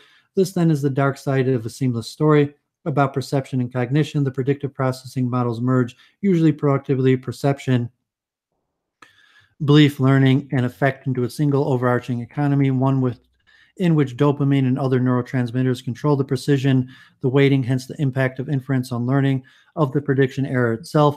But when these things go wrong, false inferences spiral and feedback upon inferences. Delusion and hallucination then become entrenched, being both codeterminal and codetermined and codetermining. The same broadly Bayesian framework can be used to help make sense of the ways in which different drugs, when given to healthy volunteers, contemporarily mimic various forms of psychosis. Here, too, the key feature is the ability of the predictive coding framework to account for complex alteration in both learning and experience contingent upon the pharmacologically modified way driving sensory signals are meshed, courteously and precision weighted prediction errors with prior expectations and hence ongoing prediction. The psychotomimetic effects of ketamine, for example, are said to be explicit in terms of the disturbance to the prediction error signals and the flows of prediction. This leads to persistent prediction error and, crucially, an inflated sense of the importance of salience and the associated events, which in turn drives the formation of short-lived delusion-like beliefs. The authors go on to offer accounts of the varying psychotomimetic effects of other drugs, such as LSD and other serotonin hallucinogens, cannabis, and dopamine agnostics, such as amphetamine, as reflected other possible varieties of disturbances within a hierarchical predictive processing framework. The fluid spanning of levels constitutes, it seems to me, one of the key attractions of the present framework. We here move from consideration of the normal and altered stages of human experience via computation models, highlighting prediction error-based processing and the top-down deployment of generative models, to the implementing networks of synaptic concurrence, neural synchronies, and chemical balances in the brain. The hope is thus offering a new multi-level account of the complex systematic interactions between inference, expectation, learning, and experience. These models may one day deliver a better understanding even of our own agent-level experience than that afforded by the basic framework of folk psychology. Such an outcome would constitute a vindication of the claim that adopting a neuro-computational perspective might one day lead us to deeper understanding of our own lived experience. Perception, imagery, and the senses. Another area in which these models are suggestive of deep facts about the nature and construction of human experience concerns the character of perception and the relations between perception, imagery, visual imagination, prediction-driven processes, processing schemes operating within hierarchical regimes of the kind described above, learn probabilistic generative models in which each neural population targets the activity patterns displayed by the neural population below. What is crucial here, what makes such modes generative, is that can be used top-down to predict activation patterns in the level below. The practical upshot is that such systems, simply as part of and parcel of learning to perceive, develop the ability to self-generate perception-like states from the top down by driving the lower populations into predictive patterns.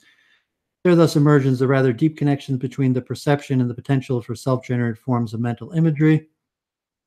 Probabilistic generative models-based systems that can learn to visually perceive are ipso facto systems that can employ top-down cascades to bring about many of the activity patterns that would ensure the visual presence of the actual object. Such systems thus display a deep duality of perception and imagination. The same duality is highlighted in the emulator theory of representation, a rich and detailed treatment that shares a number of key features with the predictive processing story. Hierarchical predictive processing also provide a mechanism that explains a variety of important phenomena that characterize sensory perception, such as cross and multimodal context effects on early sensory processing. 2002 displayed the influence of high-level shape information on the response to the cell in early visual area V1. 2010, similar effects using an input partially oculated natural scene, even on a wholly non-situation, not directly simulated via the driving central area visual areas. There's a lot of more studies. The whole avalanche of the context effects emerges naturally given the hierarchical predictive processing model. If so-called visual, tactile, and auditory sensory cortex is actually exploiting a cascaded downward influence from higher levels whose goal is to actively predict the unfolding sensory signals, extensively downward reaching multimodal and cross-modal effects will follow for any statistically valid correlations registered within the increasingly informative integrating areas towards the top of the processing hierarchy can inform the predictions that cascade down through what we previously thought of as much more unimodal areas all the way to areas closer to the sensory peripheries. Such effects appear inconsistent with the idea of V1 as a site for simple stimulus-driven bottom-up features detection using cells with fixed context and flexible receptive fields, but they are fully accommodated by models that depict V1 activity as constantly negotiated on the basis of a flexible combination of top-down predictions and driving sensory signal. By then why, given the unifying model in which the senses work together to provide ongoing feedback on top-down predictions that aim to track causal structure in the world, do we experience sight as different from sound, touch, and different forms from smell and so on? Why that is, do we not simply experience the overall best estimated external state of affairs without any sense to the structure of distinct modalities in operation as we do so? This is a surprisingly difficult question, and any answer must remain tentative and advance to a mature scientific story about conscious experience itself. A place to start, though, is by noticing that despite the use of a signal general processing strategy, the use of top-down prediction to attempt to explain away sensory prediction error, there remain important differences between what is being explained away within the different modalities. This is probably best appreciated from the overarching perspective of Bayesian perceptual inference, thus vision, haptics, taste, and audition, each trade in sensory signals captured by distinct transducers and routed via distinct early processing pathways. The different sensory systems then combine priors and driving signals in a way that may yield differing estimates on the very same distal state. It is true that the overall job of the perceptual system is to combine these multiple estimates into a single unified model of the distal scene, but different sensory systems specialize unless one is pressed into unusual service. As the interesting case of sensory substitution technologies is estimating different environmental features Even where they estimate the same feature, their estimates and the reliability of these estimates will vary. And guesses that reflect inferences made on the basis of distinct priors, different sensory signals, and the differing uncertainties associated with these signals. Such differences, seems to me, should be enough to ground the obvious experiential differences between the various modalities. At the same time, the operation of common underlying process strategy accounts for the ease with which multiple conflicting estimates are usually reconciled in a unified precept. In this way, the framework on offer provides a powerful set of fundamental cognitive principles whose varying manifestations may yet capture both the variety and hidden common structure of our mental lives. Difficult questions also remain concerning the best way to connect an understanding of such fundamental particles and the gross structure of our daily conception of our own mental lives. In this daily or folk conception, we rather firmly distinguish between perceptions, thoughts, emotions, and reasons populating our own minds with distinct constructs such as memories, beliefs, hope, fears, and agent-level expectations. We thus depict minds and selves in the ways that are likely to make, at best, indirect contact with the emergent scientific vision, yet bridging between these visions, the manifest and the scientific vision, remains essential if we are to gain maximal benefit from a better understanding of the inner and outer machinery itself. It is essentially if, for example, we aspire to deploy our new understandings to improve social relations and education to increase human happiness or to inform our responses to social problems. To bridge this gap, we plausibly require effort and compromise from both sides, as the folk conception alters under the influence of a scientific understanding that must itself recognize the causal potency of the folk psychological construct, which we encounter and model just as surely as we encounter and model other constructs such as marriage, divorce, and taxes.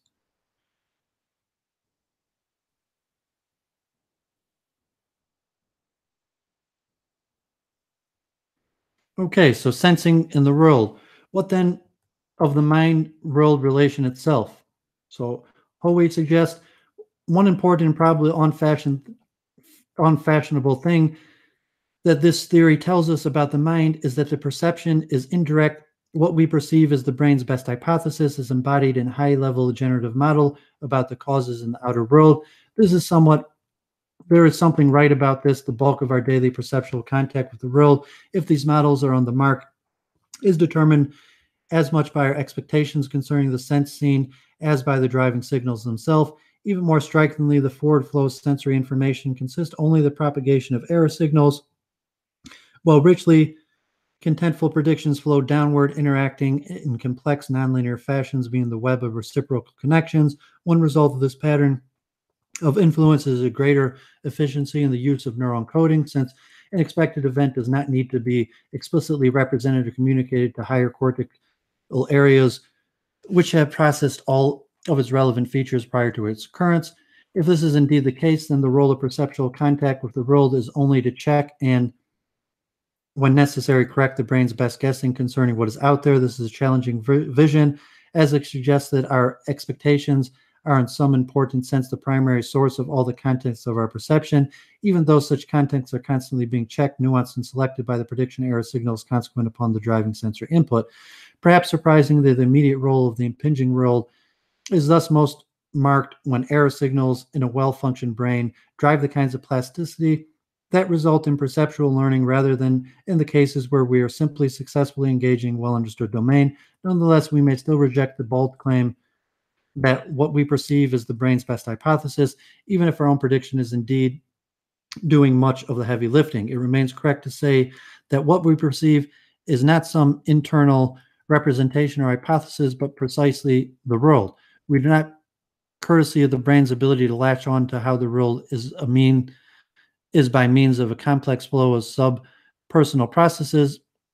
That flow, if these stories are tracked, fully warrants the Helmholtzian description of the perception as inference, but it's precisely by such means that biological beings are able to establish a truly tight mind-world linkage. Brains like these are statistical sponges structured by individual learning and evolutionary inheritance so as to reflect and register relevant aspects of the causal structure of the world itself. One place where this becomes especially evident is in the treatment of visual illusions as Bayes' optimal precepts. The idea, recall, is that the precept, even in the case of various effects and illusions, is an accurate estimation of the most likely real-world source or property given noisy sensory evidence and the statistical distributions with some relevant sample of real-world causes. This is an important finding that has now been repeated in many domains, including the sound-induced flash illusion, ventriloquism effect, and the impact of figure ground convexivity cues and depth perception. Additionally, Bayes optimally account on class of static fixation-dependent motion illusions have now been extended to account for a much wider set of motion illusions generally generated in the presence of an active eye movement during smooth pursuit. Perceptual experience, even in these illusory cases, thus looks to be vertically tracking statistical relations between the sensory data and most probably real-world sources. The intervening mechanisms thus introduce no worrisome barrier between the mind and world. Rather, it is only because of such sub-personal complexities that agents like us can perceptually open to the world itself.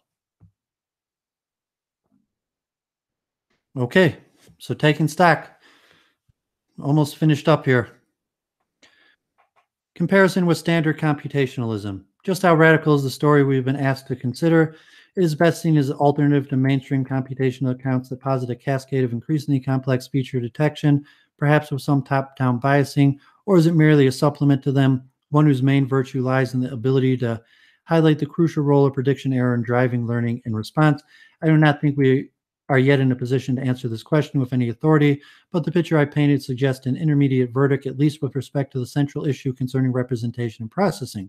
Concerning representation, the story on offer are potentially radical in at least two respects. First, they suggest the probabilistic generative models underlie both sensory classification and motor response. And second, they suggest that the forward flow of sensory data is replaced by the forward flow of prediction error. This later aspect can, however, make the model seem even more radical than they actually are. Recall that the forward flow of prediction error is here combined with a downward flow of predictions, and at every stage of processing, the models posit functionally distinct error units are representational units. The representational units that communicate predictions downward do indeed encode increasingly complex and more abstract features, capturing context and regularities at ever larger spatial and temporal scales at the processing levels furthest removed from the raw sensory input. In a very real sense, much of the standard architecture of increasingly complex feature detection is here retained. What differs is the shape of the flow of information, and relatedly, the pivotal role assigned to the computation and propagation of prediction error. A related issue concerns the extent to which the new framework reproduces traditional insights concerning the specialization of different cortical areas. This is a large question whose full resolution remains beyond the scope of the present discussion. But in general, the hierarchical form of these models suggests a delicate combination of specialization and integration. Different levels learn and deploy different sets of prediction corresponding to different bodies of knowledge aimed at the level below specialization, but the system settles in a way largely determined by the overall flow and weighting of prediction error, where this flow is itself varied according to the current context and the reliability and relevance of different types of information integration. Second source potential radicalism lies in the suggestion that in extending the models to include action-oriented predictive processing, we might simultaneously do away with the need to appeal to the goals and rewards, replacing them with the more austere constructs of predictions. In this vein, we read that crucially active inference does not invoke any desired consequences. It rests only in the experience-dependent learning and inference. Experience induces prior expectations, which guide perceptual inference and action. So in this desert landscape vision, there are neither goals nor reward signals as such. Instead, there are only both learned and species-specific expectations across many spatial and temporal scales, which directly enslaves both perception and action cost functions, and in other words, are replaced by expectations concerning action and their sensory, especially proprioceptive consequences. Here remain unconvinced, for even if such an austere description is indeed possible, that would not immediately justify our claim that it thereby constitutes the better tool for understanding the rich organization of the cognitive economy. To see this, we need only reflect that it is all just atoms, molecules, and the laws of physics, but that doesn't mean those provide the best constructs and components for the systemic descriptions attempted by cognitive science. The desert landscape theorist thus needs to do more, it seems to me, to demonstrate the explanatory advantages of abandoning more traditional appeals to value, reward, and cost, or perhaps to show that those appeals make unrealistic demands on processing or implementation. What may well be right about the desert landscape story, it seems to me, is that suggestions that utility, or more generally personal and hedonic value, is not simply a kind of add-on implemented by what is described as a segregation representation of probability and utility of the brain. Instead, it seems likely that we represent the very events over which probabilities become defined in ways that ultimately fold in their personal, affective, and hedonic significance. This folding is probably especially marked for a frontal limbic cortex, but the potent web of backward connection ensures that such folding in, once it has occurred, is able to impact processing and representation at every lower stage of the complex processing hierarchy. If this proves correct, then it is a prediction error calculated relative to these effectively rich in personal history layered expectation that drives learning response. Thus construed, an action-oriented predictive processing framework is not so much revolutionary as it is reassuringly integrative. Its greatest value lies in suggesting a set of deep unifying principles for understanding multiple aspects of neural function and organization. It does this by describing an architecture capable of combining high-level knowledge and low-level sensory information in ways that systematically deal with uncertainty, ambiguity, and noise. In so doing, it reveals perception, action, learning, and attention as different but complementary means to reduction of potentially affect-laden and goal-reflecting prediction error in our exchanges with the world. It also simultaneously displays human learning as sensitively responsive to the deep statistical structures present in both our natural and human-built environment. Thus understood, action-oriented predictive processes leaves much unspecified, including the initial variety of neural and bodily structures and perhaps internal representation of forms mandated by our unique evolutionary trajectory, and the acquired variety of virtual neural structures and representational forms installed by our massive immersion and desired environments during learning and development. To fulfill these details requires, or so have I argued, a deep but satisfying naturally engagement with evolutionary embodied and situated approaches. With that context, seeking how perception, action, learning, and attention might all be constructed out of the same base materials, prediction and prediction error minimalization, is powerful and illuminating. It is there that Friston's ambitious synthesis is at its most suggestive, and it is there that we locate the most substantial empirical commitments of the account. These commitments are the computation and widespread use by nervous system and precision wave prediction error, and is used as a proxy for the forward flow of sensory information. The more widespread that is, the greater the empirical bite of the story. If it doesn't occur or occurs only in a few special circumstances, the story fails as a distinctive empirical account. So, conclusion. Towards a grand unified theory of the mind, action-oriented predictive process modeling come tantalizing close to overcoming some of the major obstacles blocking previous attempts to ground a unified science of the mind, brain, and action. They take familiar elements from existing, well-understood computational approaches, such as unsupervised and self-supervised formal learning, using recurrent neural network architectures, and the use of probabilistic generative models in perception and action, and relate them, on the one hand, to prior constraints or rational response, the Bayesian dimension, and on the other hand, to plausible and increasingly testable accounts of neural implementation.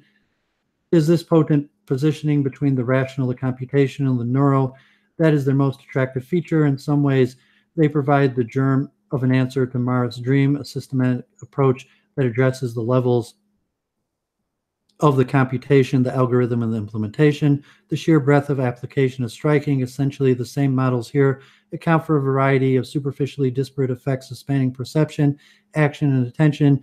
Indeed, one way to think about the primary added value of these models is that they bring perception, action, and attention into a single unifying framework.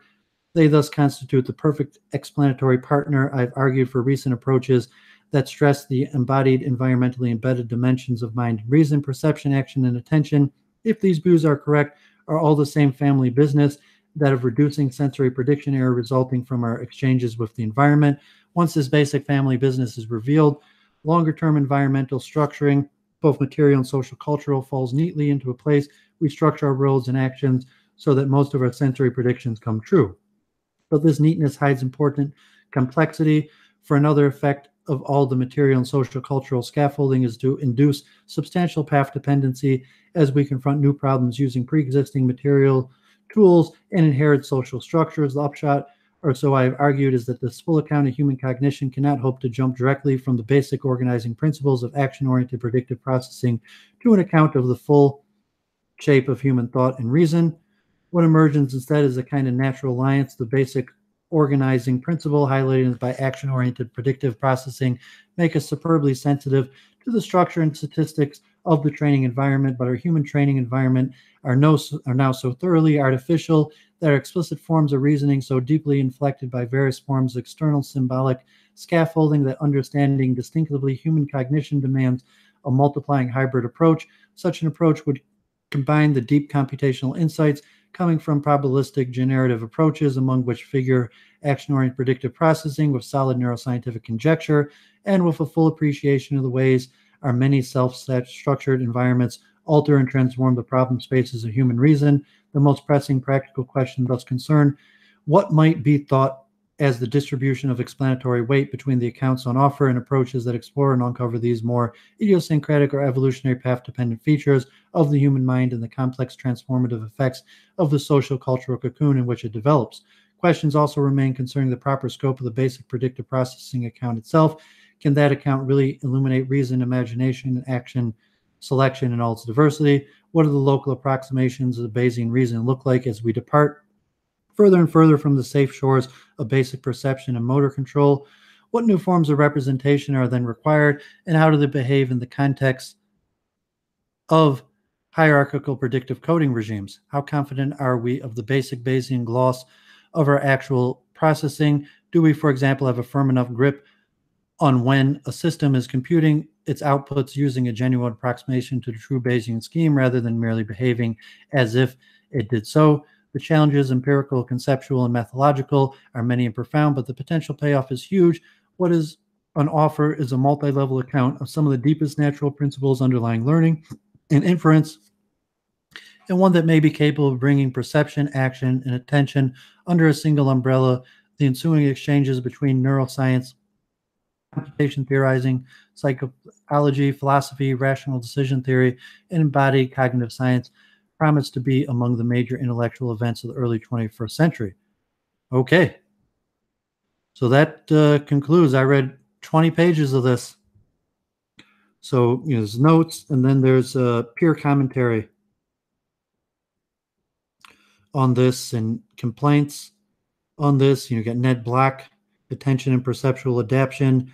Clark advertises the predictive coding framework as applying to a wide range of phenomenon, including attention. We argue that for many attention phenomena, the predictive coding picture either makes false predictions or else it offers no distinctive explanation of those phenomena, thereby reducing its explanatory power. So attention is more than predictive precision.